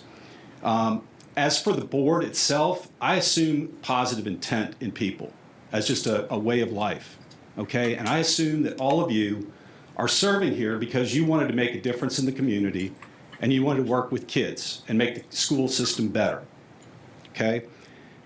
In all due respect, I'm addressing you as school board members, not as the United States Supreme Court. And we have to have a dialogue, and your positions are to support our beliefs and our agendas and what we're asking you to do. So I respectfully offer that for your consideration. And if you need to, push back against the governor. You have the ability to do that, and you clearly have a lot of support in this community. In terms of masks, experts agree that masks most people wear provide little protection, whether it be the fabric that it is or the way it's administered. Let alone, and that's in adults, let alone for children, okay? We've heard stories about masks on the bathroom floor in schools, and the kids putting them back on their face. The reality is for kids and maybe most adults, the only safe thing would be to be outfitted in something akin to scuba gear, okay? And that's just the reality of all of this debate. As late as this week, August the 9th in the Wall Street Journal, there was an article entitled "The Case Against Masks for Children," and a couple of points, you're welcome to look it up, but a couple of points. North Carolina study, a study conducted in North Carolina before vaccines were available, found not a single case of student-to-teacher transmission, and that was with 90,000 students in that system. Okay, I believe if the facts I'm seeing are correct, Bedford County has something around 9,000 students, give or take. And the last thing in that article that I thought was relevant, that the quote is, "Any child who wants to wear a mask should be free to do so." I don't think anybody opposes that. But before we follow the policy of masking 56 million American children across the country, or 9,000 in Bedford County, I think more research needs to be done, and we need to know the outcome of it. Let's see the data showing the benefits and weigh them against long-term harm. Unless, all of this at the end of the day right now is turned into cosmetic theater, in my opinion. Tonight, you guys have an opportunity to stand up for those who are too little to speak for themselves and for this county. The time for common sense and for goodness sakes, listening to us is now, and it might be the biggest issue you face during your tenure on the board. You get to decide the legacy that you're going to leave behind. Bedford County is counting on it. Thank you. Sure. See how easy that can be? Mandy Baber. Mr. Chairman, what was that gentleman's name again? Robert Verbeck. Mandy Baber.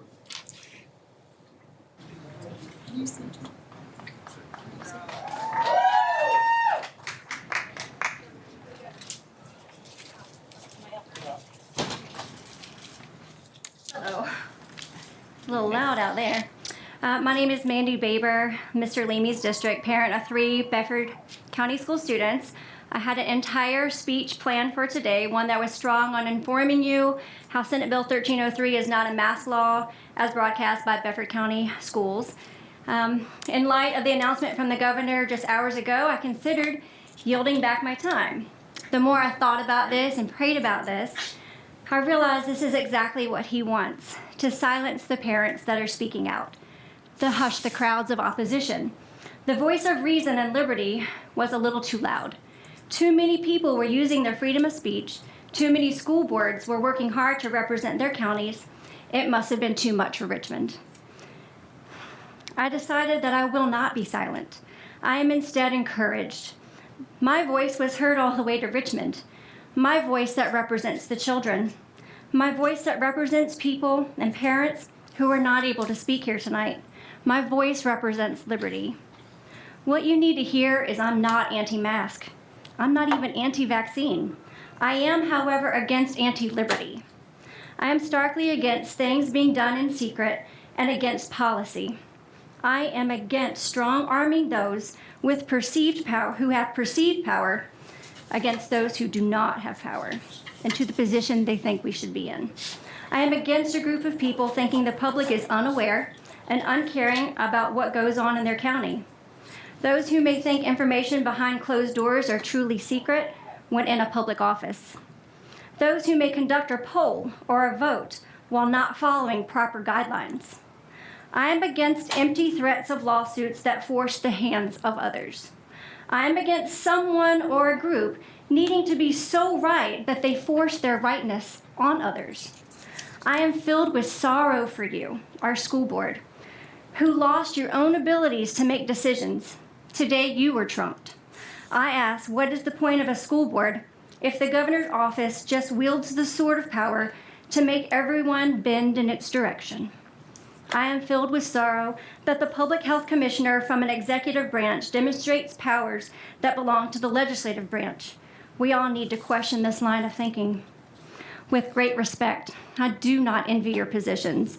My mother, Debbie Hoback, served on this board for 8 years, and I know from her experiences that those who truly care about their county and take time to invest in research bear a tough cross, and they are often jeered in the news. Taking a stand is hard to do at times. In closing, like I did last time, a verse for you to consider. 1 Corinthians 14:33, God is not the author of confusion, but of peace. As I mentioned in the last meeting I spoke in, I will be praying for wisdom for each of you. Thank you. Thank you, Ms. Baber. Aaron Farrell?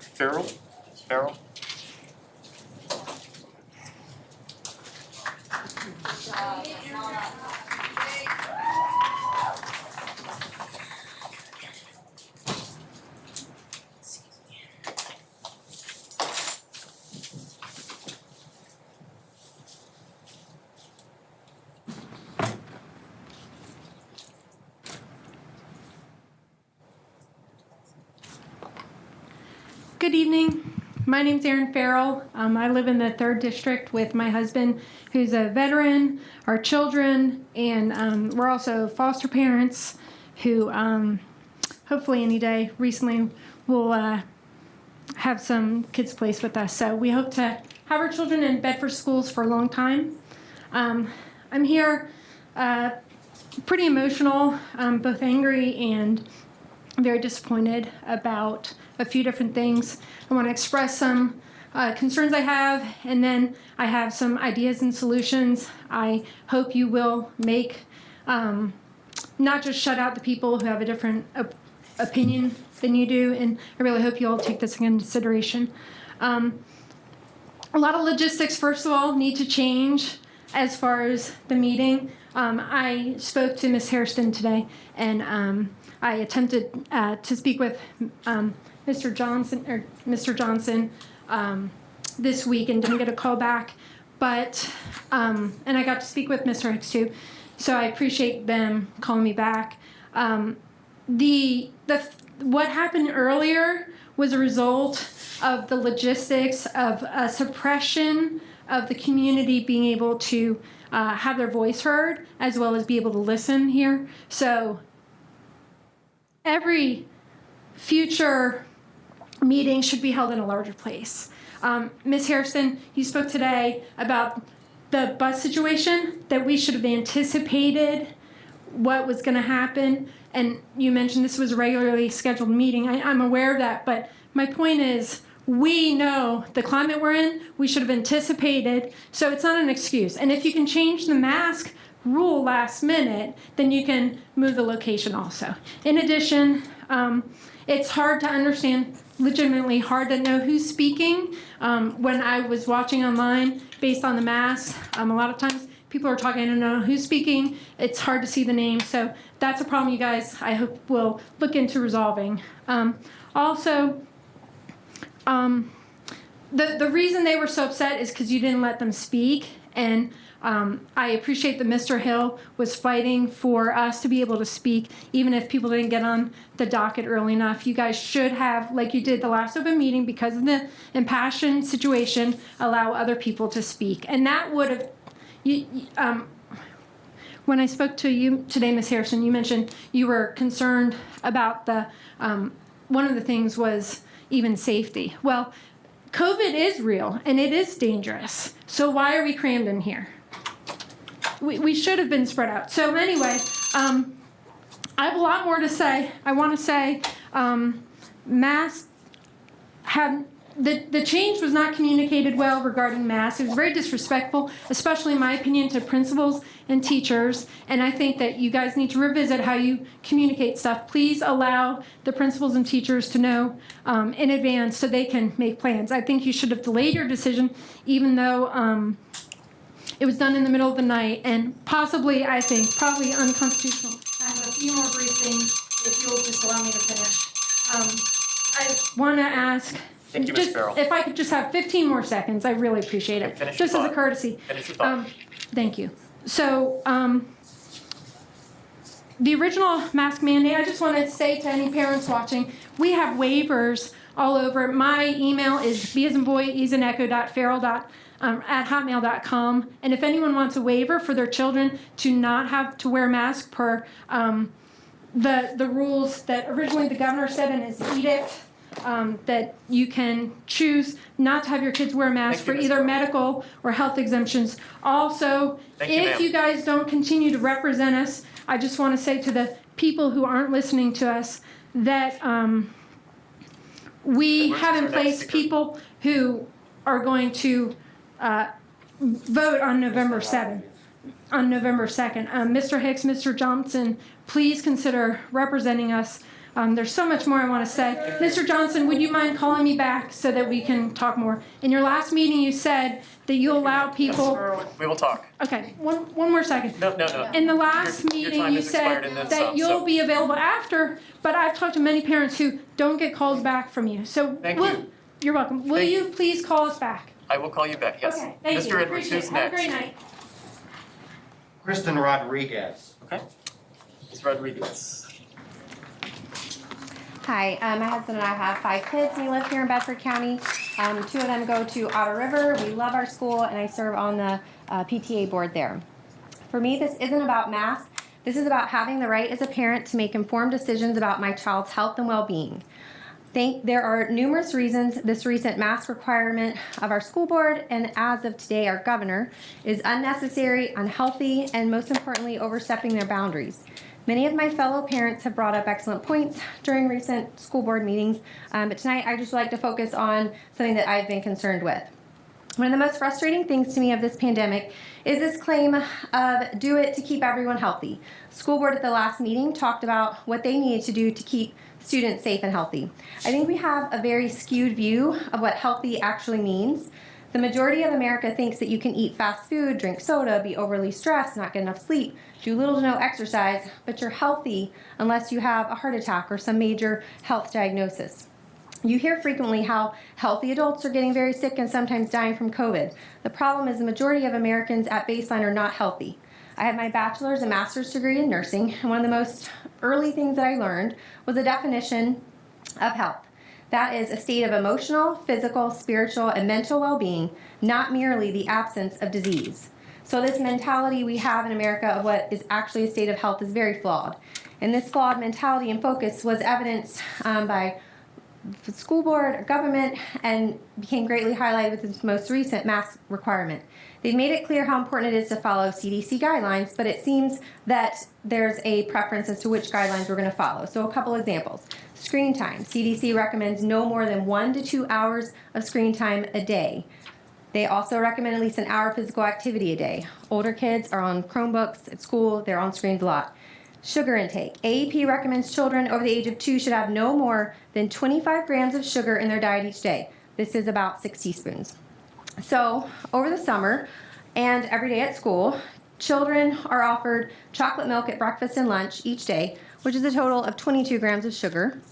Then if kids are given or eat a Pop-Tart and an Uncrustable sandwich, both of which were sent in the lunch and breakfast that were free over the summer, that's a total of 46 grams of sugar from only 4 food items. This brings up an entirely different issue that should be addressed at some point. And obviously in situations where a child unfortunately has no food, absolutely some food is better than no food at all. But it is interesting to note that when we consume sugar, our immune system is suppressed for up to 5 hours as our body shifts to process that sugar. There was a recent study, I won't take the time to read the quote now, but there was a very good study by Frontiers in Public Health about the progression of COVID-19, and their research found repeatedly that elevated blood glucose was a key factor in the progression of this disease. It was a very interesting article.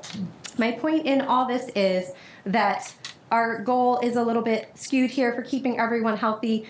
These mask mandates, where's the actual evidence of a child 5 years old with a homemade mask, wearing it all day long, months on end, inhaling fabric particles? Where's the evidence that you guys are going off of? I know you get it from CDC, but demanding evidence for their actions and their choices for what they're making us do. Thank you. Thank you, Ms. Rodriguez. Mr. Edwards, you said we had one more? Yeah, Tiffany Foley.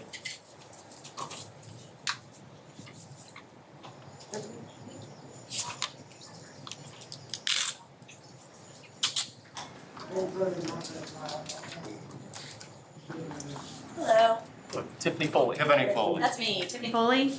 Here I am again. And again, no one's wiping this microphone off or this podium. So I guess COVID's still on here. So again, my name's Tiffany Foley. I spoke at the school board meeting just 2 short weeks ago, as did many other parents, begging to make masks optional for the children, for the staff, and for the faculty of the schools. I've reviewed some of the numbers then, and I'll review them again, and I'll review them now. Bedford County has a population of 79,000 people. COVID cases as of today, 7,094, which is 104, only 104 more than what it was 2 weeks ago. Population of 79,000. That's only 8.9% of the population in Bedford County that has had COVID. Again, I'm not saying that it's or that it's a great thing. I know it's terrible, but we ought to look at the bigger picture here. COVID deaths as of today, 111. That's one more added since 2 weeks ago. Again, any death is regrettable, but none of them under the age of 19. That's less than 1% of our population, which is precisely 0.14% has died of COVID in Bedford County. What I'm telling you is that our children have more of a chance to get struck by lightning than they do to get sick and die of COVID. They also have more of a chance of getting sick from the germs inside their mask, and I have references if any of you want to see them. The law that everybody's talking about is Senate Bill 1303, has one sentence about mitigation strategies for schools. The key words in this sentence are practicable and applicable. Are those strategies of masking our children both practicable or applicable for Bedford County Public Schools? The numbers say no. I also do not care what Governor Northam's emergency public health order says. It's not a law, because he didn't get 100% compliance from all of Virginia schools. He decides to make a mandate, and everyone is supposed to concede to that? No. Kids do not wear masks outside of schools. They haven't worn masks all summer. So what is the purpose of the supposed mitigation strategy of masking while in schools? To protect our teachers? They can wear a mask if they want. To protect other children? They can wear a mask if they want. They have an option. You need to make decisions on what's best for our children, not Governor Northam. Stand up and fight. We need you to be a voice for our children who do not have a voice in this fight. Rosa Parks simply said no, and she was an army of one. You have an army of people behind you outside these doors. You will not stand alone in a fight like this. If you're not willing to risk anything, then you are not going to get anything, and you will get nothing in return. The government cannot kick all of our kids out of school. They are for not wearing masks, and they will certainly not get rid of all of these parents who are ticked off because someone else is trying to do our job. Reverse course again, and simply say no to Governor Northam's tyranny and this nonsense from the CDC. Thank you. Thank you, Ms. Foley. Okay. Mr. Edwards, I believe that concludes our time tonight. All right. Excellent. Thank you. All right. Mr. Anderson. Yes, I mean, I would suggest that perhaps, it's up to the board, but if you want to go into closed session to talk about your options going forward, the rest of the meeting, we can do that. If you want to go on with your agenda, you can do that. Would we need to amend the agenda to go into closed session to just have this No, conversation? just a motion. Okay. I don't understand, why would we need? I don't see what the benefit is at this point to doing that. Do we have? Why would we go into closed session is what I'm trying to. I just want to know how you want the meeting to proceed, whether you want to let people back in, whether you don't want to let people back in, what the repercussions of that might be. But I'm throwing it out there, it's not my decision. Anyone want to have this conversation with our attorney? I'd like to make a motion that we have this conversation with our attorney. So we have a motion by Ms. Hairston to go into closed session to discuss this with. Your attorney, let me give you the motion you need to. Okay.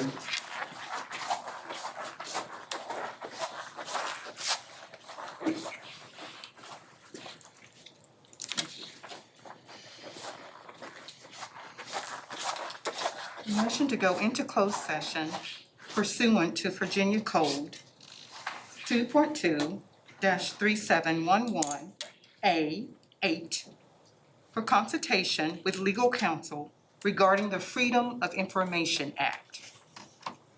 So we have a motion by Ms. Hairston to, do we have a second? All right, a second by Dr. Mealy. Any discussion? Call for vote. All those in favor, please say aye. Aye. All those opposed? No.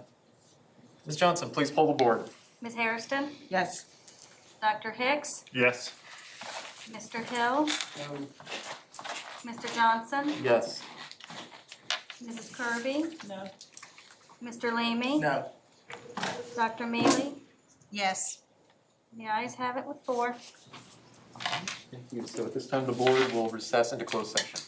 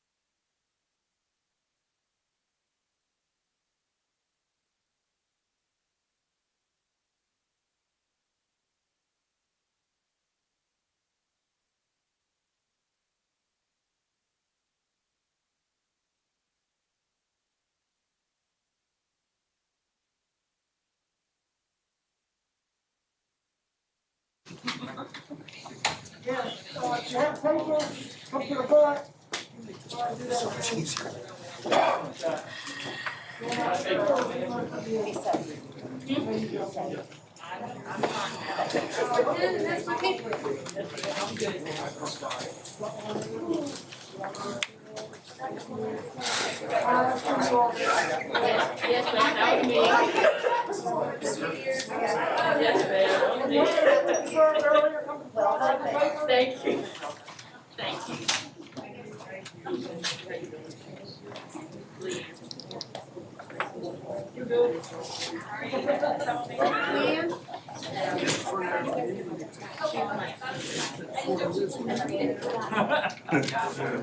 That's not what I'll be told that.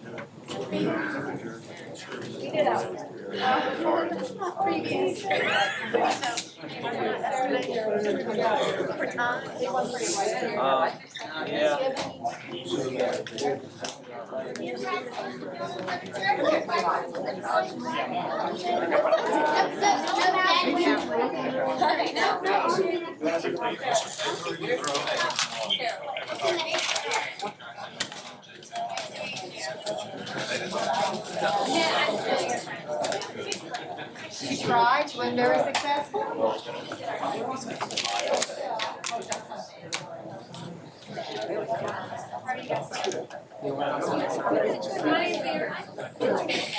Thank you so much. Yeah, sorry.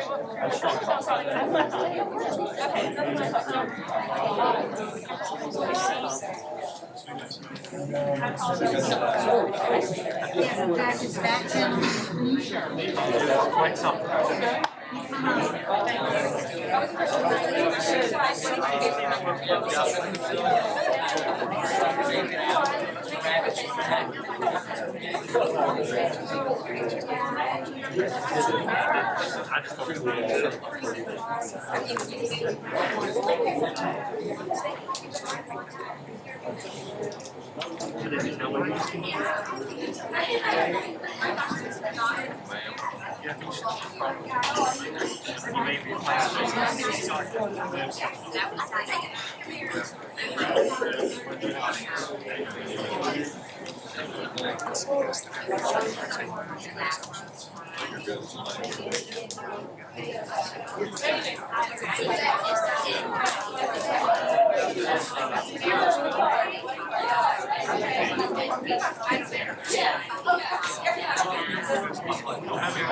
So you addressed everything earlier.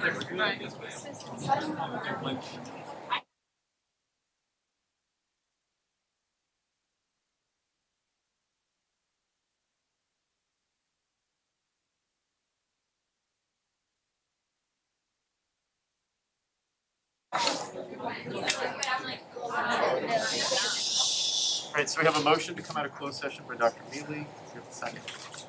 Second. Second by Dr. Hicks. Call for a vote. All those in favor, please say aye. Aye. Any opposed? The board is now in closed session. Ms. Johnson, will you please certify the closed session? Whereas the Bedford County School Board has convened a closed meeting on this date pursuant to an affirmative recorded vote and in accordance with the provisions of the Virginia Freedom of Information Act.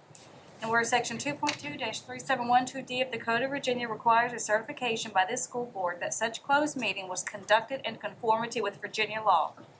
Now therefore be it resolved that the Bedford County School Board hereby certifies that, to the best of each member's knowledge, only public business matters lawfully exempted from open meeting requirements by Virginia law were discussed in the closed meeting to which the certification applies, and only such public business matters as were identified in the motion convening the closed meeting were heard, discussed, or considered. Yes. Yes. Yes. Yes. Yes. Yes. Yes, thank you. Do we have a motion on the consent agenda? Mr. Chairman, I move that we approve the consent agenda as presented. A motion from Dr. Hicks to approve the consent agenda as presented. Do we have a second? Second. Second by Dr. Mealy. All those in favor, please say aye. Aye. Any opposed? consent agenda is approved unanimously. I did want to thank everyone for your patience earlier, apologize for that, and appreciate the quiet as we work through tonight's meeting. And thank you for that, very unusual circumstance.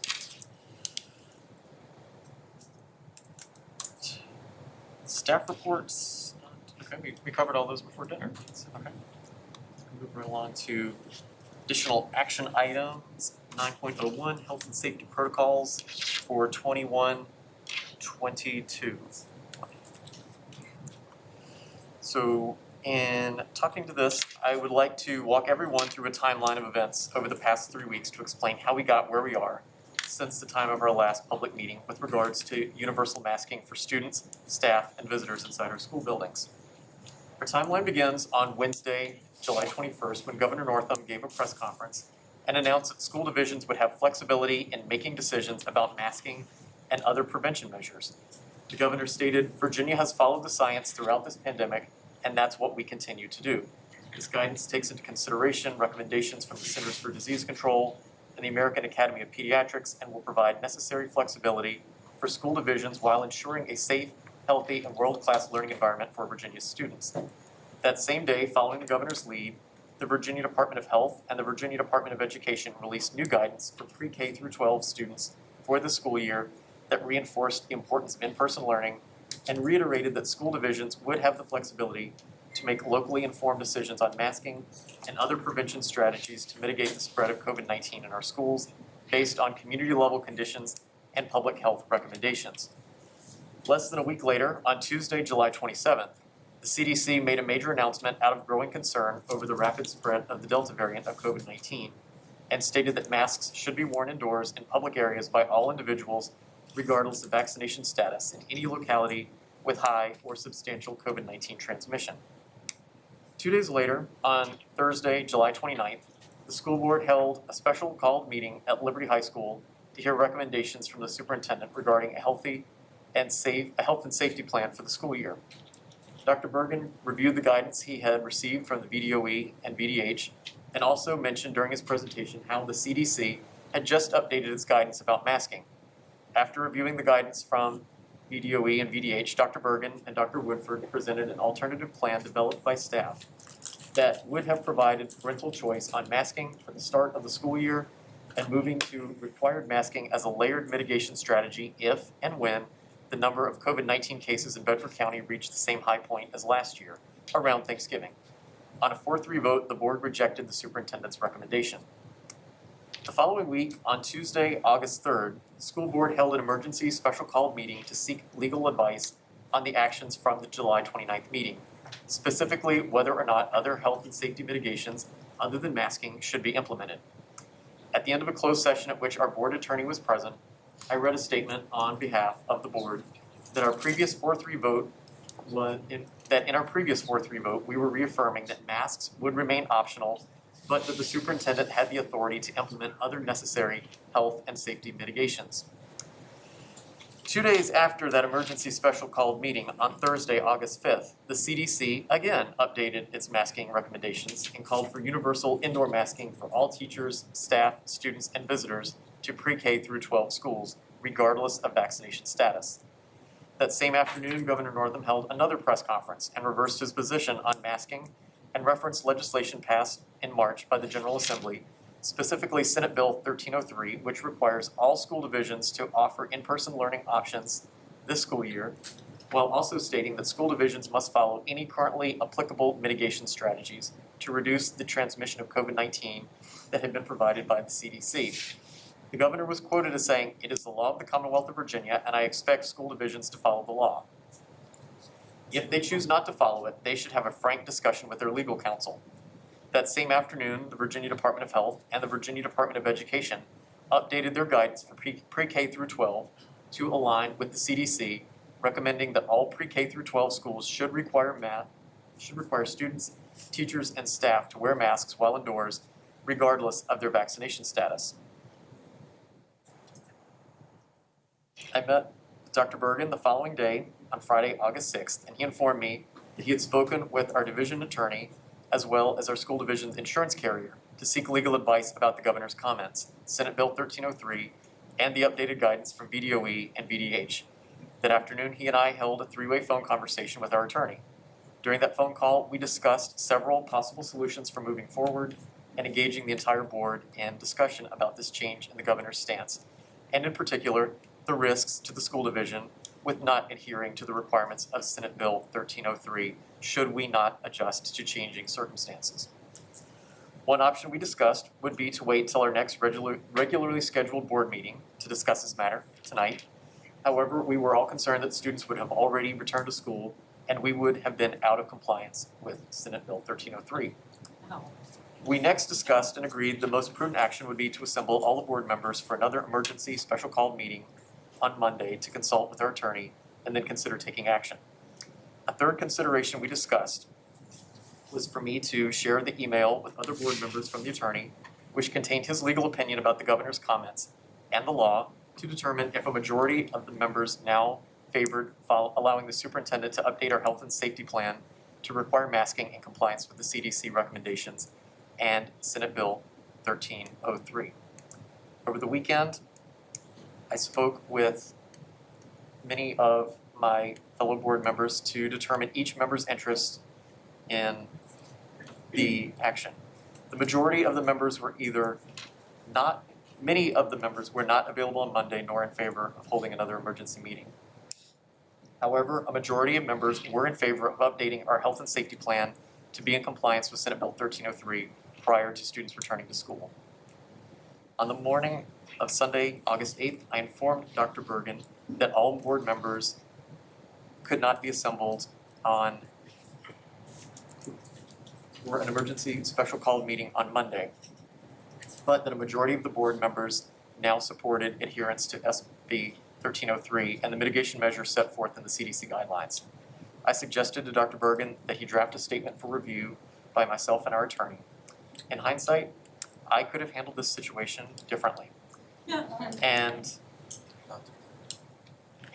But because of that, I, along with 3 other board members, believe the school division's health and safety mitigation plan needed to be updated to comply with the law before the start of the school activities.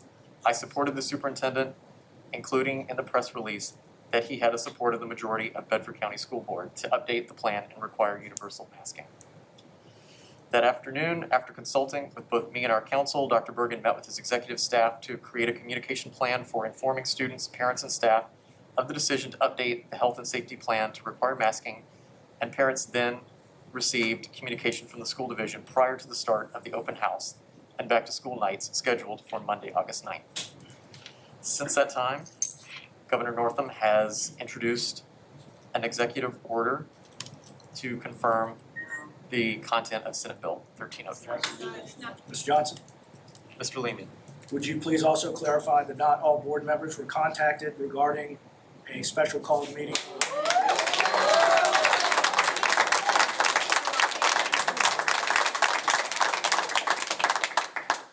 So I reached out, and a decision of this consequence, I thought it was important for all board members.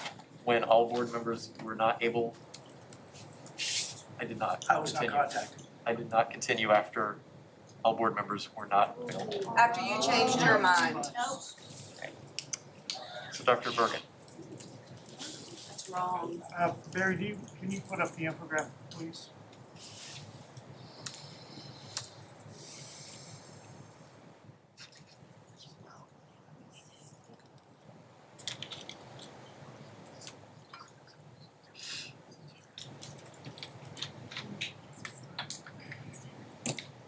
Board members, this is attached to the agenda item. If you want to see it on your screen, it's also the exact same infographic that is on our school division website and through our social media channels, and I'm just having staff projected on the screen for the people who are in the room so that you can see. The infographic will look familiar to our community. The health and safety mitigations that are listed are precisely what the school division was using last year throughout the school year. With the exception that this year students are not cohorted with middle school students up at the high school and the 4th and 5th graders up at the middle school. We are, all of our children who are elementary school age are in elementary school classrooms, middle schools and middle school, and high schools and high school. We've had 2 terrific days of school. Our central support team has been out supporting teachers and principals and visiting with students in classrooms, and have been just so pleased to welcome our students back to another year of learning. The health and safety mitigations that are on the screen are familiar to you. Prior to Sunday, all of those mitigations were in place and have been communicated to the community. And the top bullet, in support of Mr. Johnson's statement, there was a great deal of conversation between myself and the attorney for the school board and for the attorney for our insurance carrier for Baycorp. And their legal opinion to me, which I shared with the board and I believe was shared with all of you, is that we would be in legal jeopardy if we were not in compliance when we had students back in our building. And I was gravely concerned for the school division's legal stand, as well as the health and safety as recommended by the governor and by the Virginia Department of Education and Virginia Department of Health. So when this board took action publicly, you were in full compliance with the recommendations and with the regulatory guidance from BDOE and BDH, and remained in compliance all the way up through that Thursday when Governor Northam made an announcement about Senate Bill 1303. That was the first time I heard about Senate Bill 1303 and its ramifications, as it was explained to me and when it was explained to the public by the governor when he spoke from the podium. Had I known in advance of then, I certainly would have shared that information with you when we had our public meeting at Liberty High School and our emergency special call meeting, but I did not have that information. It had not been shared with me by BDOE or BDH or by the governor's office. And so the actions that I took, as Mr. Johnson explained them, was I worked through the chair to communicate with you, and upon receiving his approval after having communicated on my behalf with the board and having received the information from the attorney, I then updated the health and safety mitigations in specifically the top bullet that prior said masks would be optional for this board's vote, and then it switched to masks are required.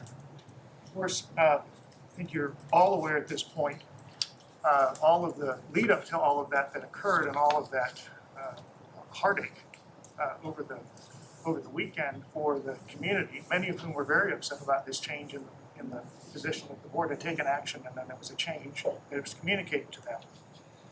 Today, again, we received another announcement from Governor Northam. I heard it when you heard it at it was 2 o'clock, 3 o'clock this afternoon, that Dr. Norman Oliver has created an executive order that there is a mask mandate now for all children, staff, and visitors in school buildings. I'm sure there will be some regulatory language that comes along with that. I have not received that regulatory language, and I anticipate receiving that in the coming days. And once I have that, I'll certainly be communicating that to the board, and then as needed to the community. So I have no further comments. But I'm happy to answer any questions of the board. Questions or comments for Dr. Bergen? Yeah, I have a couple comments. This is to both you and the chair. I specifically, when this was mentioned, asked for there to be options to our parents to provide medical and religious exemptions and how to do that. And that was ignored. And I'm disappointed that we're not giving our parents the options, even after Northam has come out with whatever he's saying. The other thing I wanted to make sure in the comments that were made by the chairman, when it says we were all concerned, that is not a true statement. I stand behind my vote. Yes.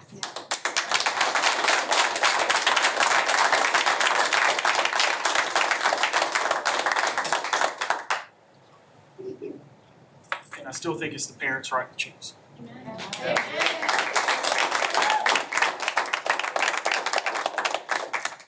And just to clarify, I think that all refer to Dr. Bergen and the attorney and I, not the board collectively. So I understand your position. But when you're speaking for 7 people. Mr. Chairman, I cannot hear because of the gallery again. Do we need to clear the room or can we ask them to be quiet? I cannot hear what's being said. Everyone, keep it respectful. So I just want to make sure, when you say that, that does not represent all 7 members at this table. Correct. Okay. Mr. Leamy. Again, I was not consulted about the option or opportunity to meet either Monday or over the weekend. I would have moved heaven and earth to be at a special call meeting to keep this out in the open and to maintain transparency. That didn't happen. I was also not notified by the board chair about the change. I found out about it on Sunday afternoon when my phone started blowing up with communications from constituents. I do not support any provision that takes parental masking choice away from the families and places it in the hands of the state of Virginia. That's all. Thank you. Mr. Dr. Chairman, Mealy. yes, Mr. Anderson, could you explain, because I know I've gotten some concerns about parents feeling that our polling of the board was illegal in some way. So could you please explain what FOIA requires and whether our meeting was legal or not? There was no illegal meeting under FOIA, and the Freedom of Information Act specifically allows a board chair to poll members of the board, doesn't have to be the board chair, it could be any board member, to poll other members of the board.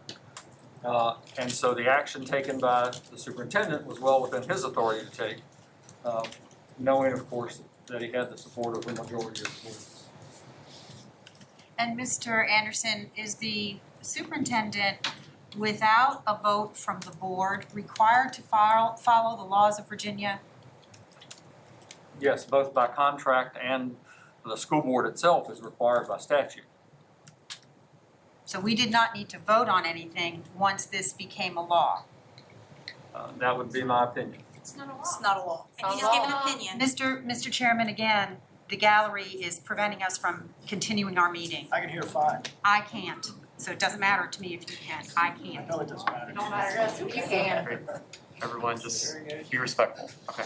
Any other, Dr. Mr. Hicks? Chairman, from a student health standpoint, and from a community health standpoint, from a legal standpoint, from a liability standpoint, and from a moral standpoint, the mitigation plan presented by the superintendent is absolutely the right and necessary thing to do. Anyone else? Oh, Ms. Harrison. The safety of our students, of our teachers, and our staff must be first and foremost. The steps that have been taken in terms of following the law, I believe, is correct, it's accurate, and it's the right thing to do. Thank you. Ms. Kirby. I don't doubt, I'm not a COVID non-believer. I know it's out there, I know it's real, I know it's very dangerous. As a parent, I want to protect my children. But there's the key, I want to protect my children. There's a meme going around social media, and I wish we could uphold it, that says, I will not co-parent with the government. And I do not want to. My vote, if we were to vote tonight, my vote still stands. That it is the parent's choice totally to decide whether or not to mask your children. Thank you. Thank you.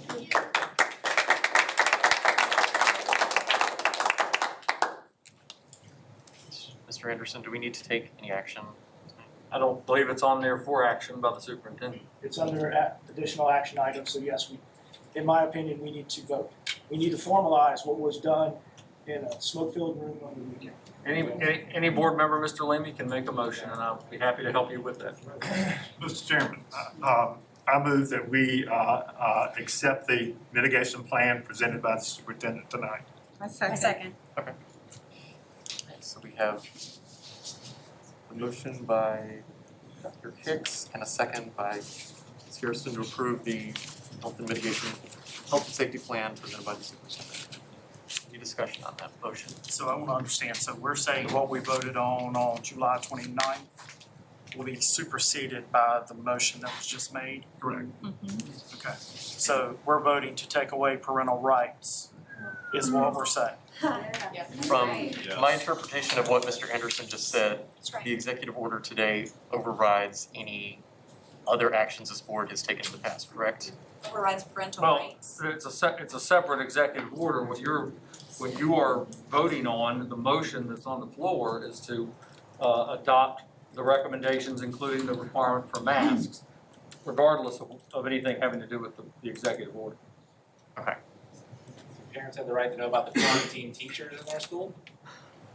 Any other discussion on the motion? So I didn't hear a yes or no, so we're voting to remove parental rights? That's not what the motion was, no. That's what I'm asking, what's the difference in what stands and what the motion is? My motion is what I stated. I'm asking you to restate it because I don't understand. So we're saying instead of parental rights to choose masking, we're now saying that masks are required? Yes, we are saying that masks are required. So then that's a yes. You can interpret it that way if you like. Thank you. That's the way it is. Any other discussion? Not, I'll call for vote. All those in favor of the motion, please say aye. Aye. Any opposed? No. Ms. Johnson, please pull the board. Ms. Hairston? Yes. Dr. Hicks? Yes. Mr. Hill?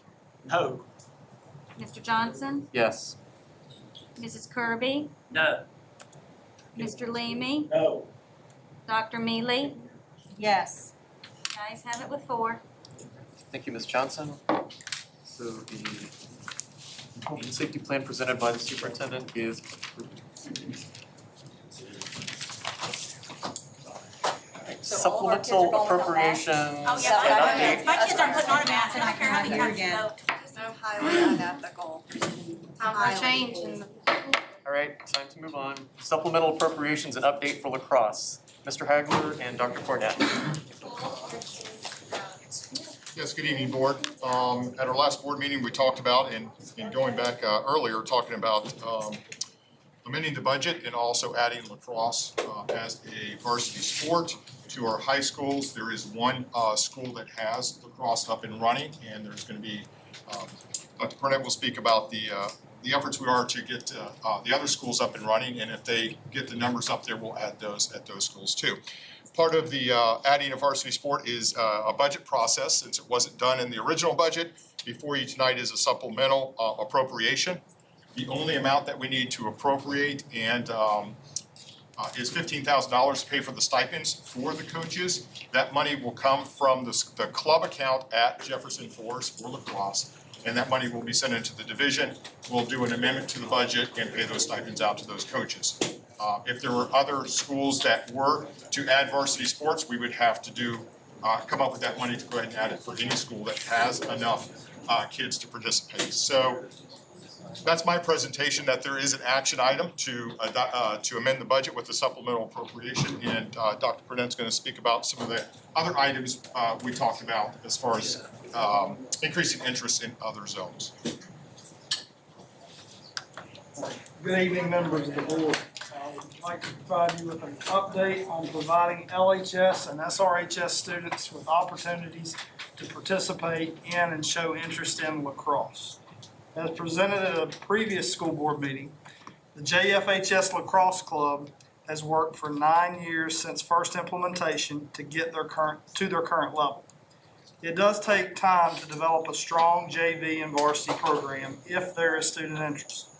Being that JF is a much larger school with more student athletes, there are concerns that lacrosse could potentially pull athletes from other spring sports for which they already struggle with recruitment. Currently, we have one school who is potentially not able to field a fall middle school sport due to the lack of student participation. I worked with the BCPS athletics team that includes all high school and middle school principals and athletic directors on Thursday, July 29th and Tuesday, August 3rd, 2021.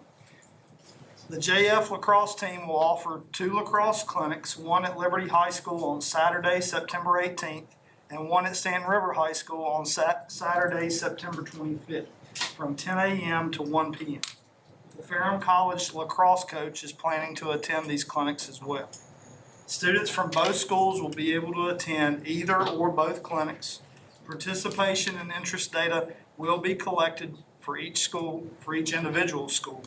The BCPS athletics team will then review the data after those clinics to determine if there is sufficient interest at each school, and if so, determine what next steps are needed to provide additional opportunities for LHS and SRHS students. At this time, Mr. Hagler and I will be happy to answer any questions. Ms. Kirby? Dr. Cornett, the clinics that you're offering on the 18th and the 25th, Yes, ma'am. will equipment be provided for these kids? For a one-day clinic, I don't wanna be a parent, go out and buy equipment. JF, the lacrosse team there they are going to bring the equipment, to each school. And do the athletic directors anticipate there be a large turnout from other schools to be interested in it? So I know it's not something that generally this community, the Liberty community, is not exposed to on a regular basis. You have to go above and beyond. Right, when we first met, I believe the athletic directors felt like there wasn't a great interest, but I think these clinics will help us gauge that, and allowing it 2 different weekends where they can go to either school can really give us some data of how needed it is at each school. And has logistics been worked out, if it were to be accepted, have logistics been worked out for field space? Not at this time. That would be something that we would have to continue to look at. As I presented in the last meeting, there's field space concerns now with the current sports that we have. So if there's a probability, then they would have to, we might have an extra cost of, if there are teams, of taking them off campus to find a field Yes, somewhere. ma'am. There would be additional transportation and field maintenance at that field off campus. Yeah, thank you, Dr. Cornett, I appreciate it. Yes, ma'am. Dr. Dr. Cornett, Mealy. are there available fields if you have to pay for them? Where we could play? We have looked at some areas before for soccer. We haven't found a viable solution yet, but if there is a need, we could get into a greater search.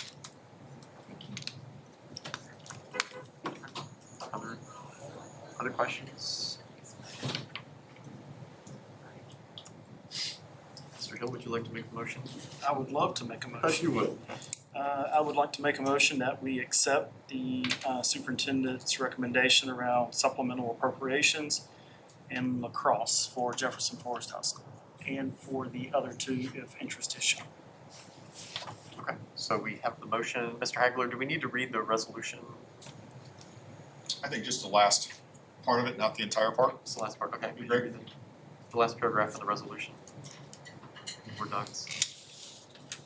Oh, is that for the amendment? For the resolution. Okay. Let's see here. School board policy resolved. I don't see it. Here, handy mine, right here. No, this one. I think just the last paragraph would be fine. The be it resolved paragraph? Yes. Okay. All right, be it resolved that the Bedford County School Board requests that the Bedford County Board of Supervisors authorize a supplemental appropriation in the amount of $15,000 to the operating budget in the fiscal year 2021-2022 school budget. Great, so we have a motion by Mr. Hill. Do we have a second? Second by Mr. Lee. Any final discussion on this? I have another question. Yes, ma'am. Upon reading the resolution a little bit closer, and I'm where it said request the Board of Supervisors to authorize a supplemental appropriation of $15,000. If they do not, because right now, the way it's worded, we're relying on the supervisors to appropriate the $15,000. If they don't, can we work it into our budget to fund it?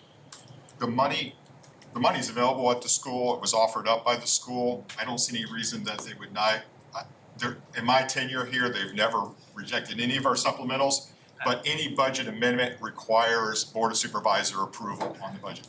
We can do category transfers if it were denied, and we could say, we're not gonna spend money somewhere else to do this and work that out, but it is a formal budget, and I don't see any issue with this. I just wanna make sure that we have a backup plan, just. We would look at other options, if this were not approved, but for $15,000, there's been much bigger appropriations, and they're always usually approved.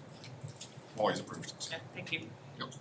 And Mr. Chairman, Dr. Mealy. can the board help me with this? I can't quite remember. We did discuss if the other two schools couldn't do that, or did we, just help me remember, that they would be able to use that money that would have gone to lacrosse for something else, or did not? I think that's a separate issue. Yeah. Yeah, that'll be a separate issue. But I think it was a commitment from the board that I know Down the it's a road, separate that would issue help. from this. I'm just Right, saying, no. it can, were we leaning in that direction that I don't think we had really any further discussion on Okay. that particular Okay. area. thank you. We're hoping that. We're hoping. The schools. Yes, I'm hoping they do too. Great, then in that case, unless there's other questions, concerns, we'll call for a vote. All those in favor of the resolution, please say aye. Aye. Any opposed? Motion passes unanimously. Congratulations, JF Lacrosse. Yes. Looking forward to hopefully seeing lacrosse at the River and Liberty in the Absolutely. not too distant future. Great. Bus lease approval, Mr. Hagler. Yes, members of the board, each year, within our budget, we lease purchase 14 new buses to maintain our fleet. We do replace our buses every 15 years, so there's no buses out there on the road older than that. We do go out for bid to banks and financial institutions to finance that over the 7-year period. This year, Bank of America is the lowest bidder, and I would request that the board approve Bank of America to do the lease purchase finance on this year's buses. Great. Any questions for Mr. Hagler on bus lease? Do you have a motion? Mr. Chairman, I move that we accept the bid from Bank of America at a rate of 1.0404%. Annual payments, $211,629.76, and total payments of $1,481,408.32. So we have motion by Dr. Hicks to move Bank of America. Chris, do we have a second? Second. I believe heard Mr. Phil in there. Any final questions or discussion on this? If not, all those in favor, please say aye. Aye. Any opposed? It sounds like Pat's getting some new buses. And could I add, I will be bringing supplemental appropriations for the grants that we went after for the electric buses, and that will come forward once we finalize those at future board meetings. But both of those together will be close to $500,000. So those are very big wins for us this year on grants. Okay. So we look forward to seeing that at a future meeting. Superintendent's reported. Dr. Bergen. Well, I think I may have alluded earlier, but it's worthy of going back and repeating. We had a terrific first couple of days of school. The executive team and I were out and about visiting with principals and seeing students. I'm excited to be back in their elementary schools, their middle schools, and their high schools. Teachers glad to be back with kids. It was a great 2 days of learning. We do sincerely apologize to those families who were inconvenienced on transportation issues. It worked very well in many of the schools, most of them, and it did not work well in some of them.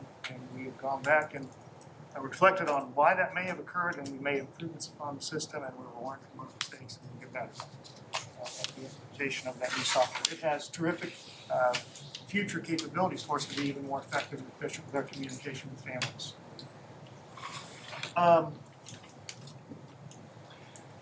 I just want to go back and touch on action item 9.01 just one more time. I'm just, as many in the community are, and many of you are, just bitterly disappointed with the timeline of how this all transpired. There is the court of law. I do believe that we were acting within our legal responsibilities. I'm firm about that.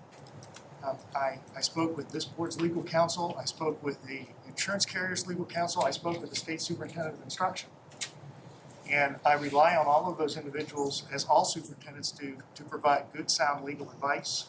And all of them advised me that without complying with Senate Bill 1303, as it had been explained for the first time on that Thursday of last week, that if we did not follow the law as it was explained to me by those who interpret law, that I would be exposing this board to future jeopardy should we be sued.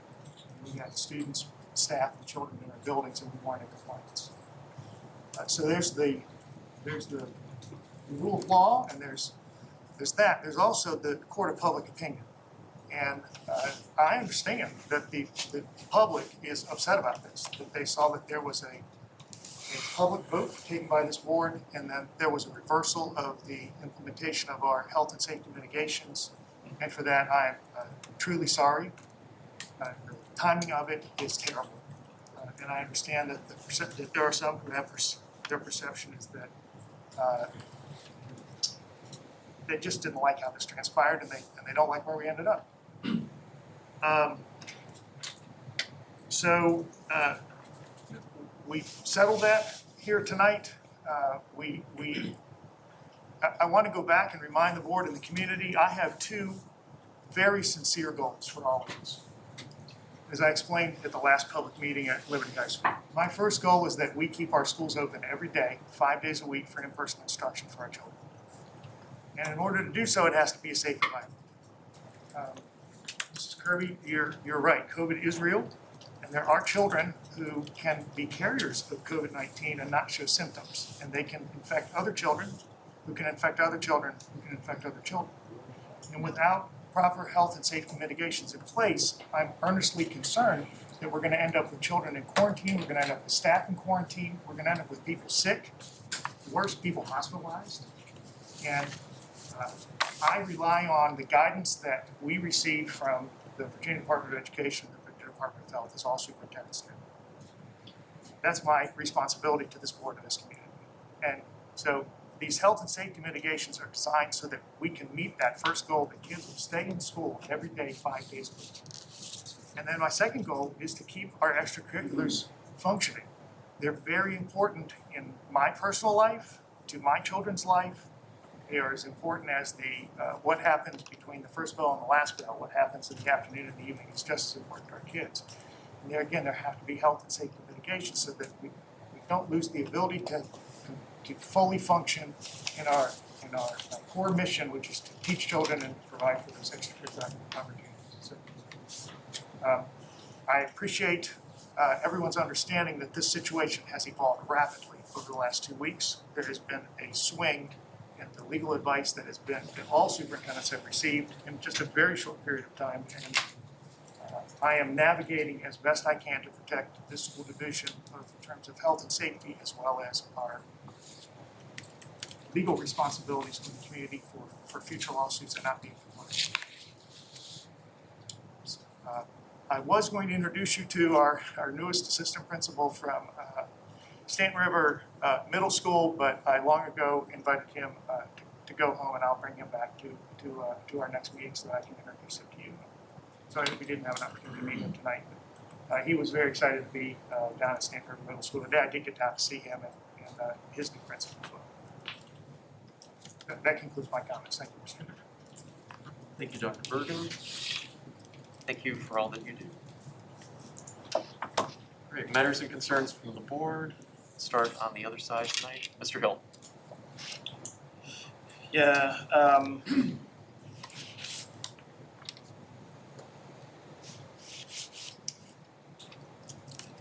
attended the open house at 4 of the 4 schools on Monday. It's great to see our students and teachers back. I was going to comment to Mac on the facility updates. They all look great. Saw updates at all 4 schools that I attended, so I really appreciate that. Only concern I heard about, Mac knew it was coming. Air conditioning 6 classrooms at Forest Middle School. Still don't have an update on that. I know we moved them to classrooms, but would like to know if Should they're be working. cooler tomorrow. There was Honeywell made some fixes today that we're thinking are working, so. And then, Mr. Chairman, I have a concern about, I thought the board had agreed that we would not be interactive in day-to-day operations. That would be left up to the superintendent and his team. And so I noticed this week that we had a board member that was replying to comments on the Bedford County Public School social media page. And so I'm interested in what action, if any, needs to be taken to make sure that the board understands we're not supposed to be involved in day-to-day operations. Dr. Bergen, any thoughts on that? I mean, I presume this was an individual board member responding in their capacity as an individual, or? That's my question. I thought we had agreed that we would not get involved at all. Yes, I mean, I think that's probably a good idea.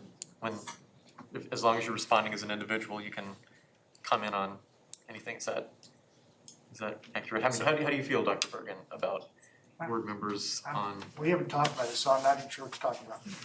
Okay, well, sounds like it's not a problem.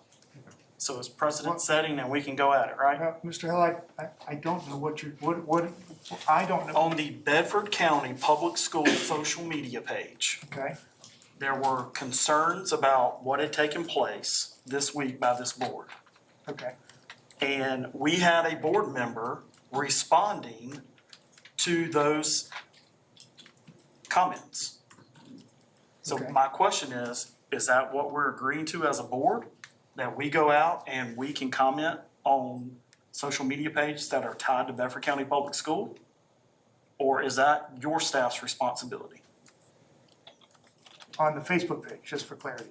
Social media. The one that we maintain. To my knowledge, our staff we're making a post to inform the community. If you're talking about the thread of comments, we're not engaging with the public. To my knowledge, we're not. Okay. You have a different understanding. Well, that's what I'm trying to get to, so I have an understanding, because if it's a precedent and we can all comment as individuals, so be it. I want clarification from the chair. So I appreciate the question. So let's talk about it. So the purpose of the Facebook page from staff's point of view is to inform the community about the great happenings in our school division and any important information that they may need to know. We're not engaging them in conversation about it. They may be engaging themselves or one another with it, but Facebook is facilitating that. We're not. I would encourage you not to engage with the community in that way because, but that's up to the board. I work for you. If you all want to engage in that way through the social media, then you should, that's your question and you should establish that now.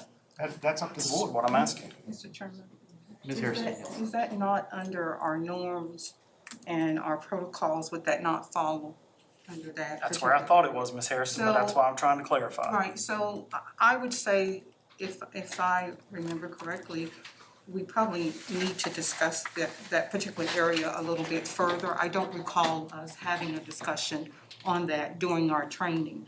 And I was also left to think also that we needed to further look at and broaden our norms and protocols. So I think that probably falls under that. So I would ask that we just have that discussion again when we are looking more further at our norms and protocols and discuss it at that time. Could we add that to a future agenda then to have that discussion? That's the will of the board. If you control your agenda, we can talk about whatever you want. Future meeting, have that conversation? Sure. Okay. All right. So we will revisit that in the future. Okay. That's all? Okay. Mr. Leamy.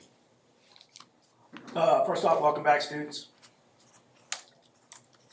Secondly, JF men's varsity soccer team and FFA, you rock.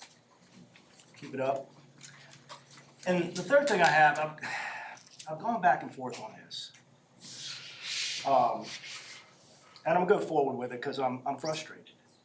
I'm very frustrated about how things have occurred over the past week or so. And I wanna preface this by saying I don't hold Dr. Bergen responsible for what went down. Dr. Bergen was in a bad place, and Dr. Bergen needed some guidance. The issue that I have is the process under which that took place. As you've heard per our attorney, and I'm reading off of this, it's scratched up, so, because I've been going back and forth with it tonight. Per our attorney, the weekend procedure to override the board's open session vote falls within legal parameters. I personally question its ethical legitimacy. Just because you can do something doesn't mean you should, nor that it's right. The way that this handled, I guess the nicest way I can put it, it stinks. This board has been working towards restoring public confidence through transparency. We were on a good glide path toward this until this weekend. We suffered an easily avoidable setback regarding public confidence, and I'm unsure how long it'll take to overcome this. We find ourselves in this position due to a leadership failure, misinformation, half-truths, and a series of bad decisions by our board chair. And I just want to state publicly, I will be supporting Susan Kirby for chair and Marcus Hill for vice chair at our organizational meeting in January. Mr. Leamy, Ms. Kirby. I want to echo Mr. Leamy in congratulating Liberty FFA and JF Soccer. Those are amazing accomplishments. Young people should be proud. Bedford County Public Schools does a really good job educating our young people, and we've really made, some people have really come out of the schools and made really big names for themselves. I'm proud of them. I understand from our presentation that we were given earlier that we are still short some bus drivers, and I know earlier we were talking about that if parents could drop off and pick up their children, it would be helpful, which we have done as a family. We have chosen to do that. And I know, goodness knows I've done this many years, and I know the first few days are always really rocky and backed up. But I will say that as a parent, trying to drop my child off, the lines are majorly backed up. And if there was, and I know we adjusted the start times to accommodate for the lack of bus drivers. But if there's any way that we could start just 10 minutes earlier, I think that would eliminate a lot of the line. But the people that are standing out there trying to help unload the children, getting them in school, they're fun. And I enjoy seeing them every morning, especially Dr. Trosper. I saw him this morning. If there's any way that we could adjust that by 10 minutes, I think that would eliminate a lot of the line. And I'm not sure how many people are on Facebook and saw the post yesterday by the Bedford Chamber recognizing Rushi Warwich. She has been out there this is her 50th year. She tried to retire once and it brought her back. I told her she wasn't gonna do it. And of course, now she's moved over, she's still at Bedford Primary, she'll leave there and she'll go over to Liberty Middle. She would go to the street corner right by my home place. And I still find it amazing that she's there helping my kids, and she used to yell at me when I was a kid. And I just wonder how many generations that lady has seen and all the changes. I mean, just the models of cars that she's seen change over the years. That would be amazing. So kudos to her, Ms. Warwich. Keep on going. August the 22nd, I have it marked on my calendar. I don't have the time to be able to convey it to everybody. Bedford Elementary School will be conducting a cleanup day. If anybody can come out and help, I'm sure they would appreciate the extra help. And I want to say best of luck to everyone in our school community for a great 21-22 school year. Thank you, Chairman Johnson. Thank you, Ms. Kirby. Ms. Hairston. Yes, thank you, Mr. Chairman. I would like to also echo a welcome back to all of our staff. I had the honor and privilege of attending an open house at Goodview Elementary School. And I tell you, I thought Otter River had a major issue with traffic when I served as principal. But I tell you, Goodview, they have quite just a lone traffic pattern there. It was just amazing, but the work of the staff was just wonderful. So kudos to them and other schools too for having such a successful opening of the new school year. I also would like to echo similar sentiments that other board members have said here tonight regarding Dr. Bergen and his team. Along with board members too as well. We were all placed in a very awkward and very horrible position, learning so late in regards to the mass decisions. And this, of course, was out of our hands. And my hope and my prayer is that we, everyone, the community, that we will work together for the good of this community and will not have to prayerfully be in this mask order very long. If we all work together and think about the safety of everyone. I also want to say that the back to school bash was a bash. It was just awesome. I enjoyed every minute of it. The staff and their participation, you could see just the joy and the fun that they all had. And I look forward to future back to school bash. So that was just fantastic as well. And I wish our staff and our teachers, everyone, just a wonderful, successful school year. And I look forward to getting out and visiting and seeing all the wonderful things that our students are doing. Thank you. Dr. Hicks. I visited New London Academy and it was good to see the smiling faces of all the students. Mr. Aby, the principal, said they had a great first day with only a few transportation issues. I attended Aladdin at Liberty High School. I thought that was a great performance by all of the kids from several different schools. I attended the back to school celebration at Liberty High School. Lots of enthusiasm and spirit. I thought it was a great way to start the school year. And I attended the CVGS organizational board meeting for 21-22. Dr. Arnold from Amherst is this year's superintendent in charge. We had 22 juniors and 22 seniors attending this year.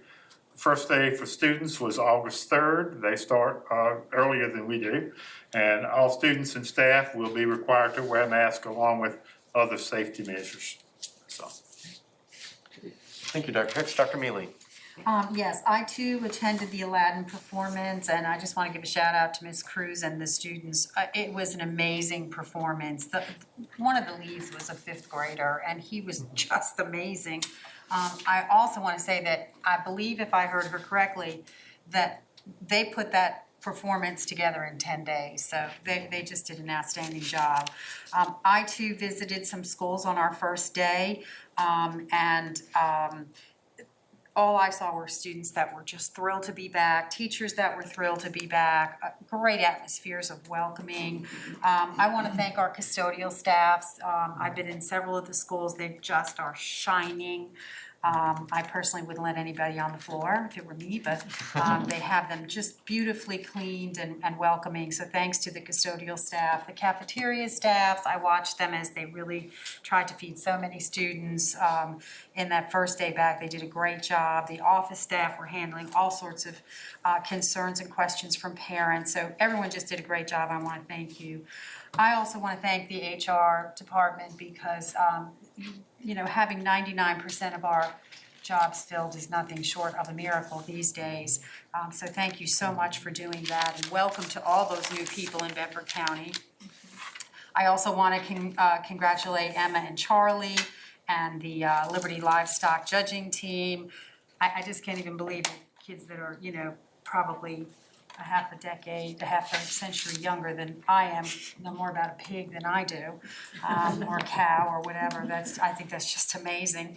And also the JF boys soccer team, they are all really big people. You know, wow. Some of them were taller than you were, Dr. Bergen.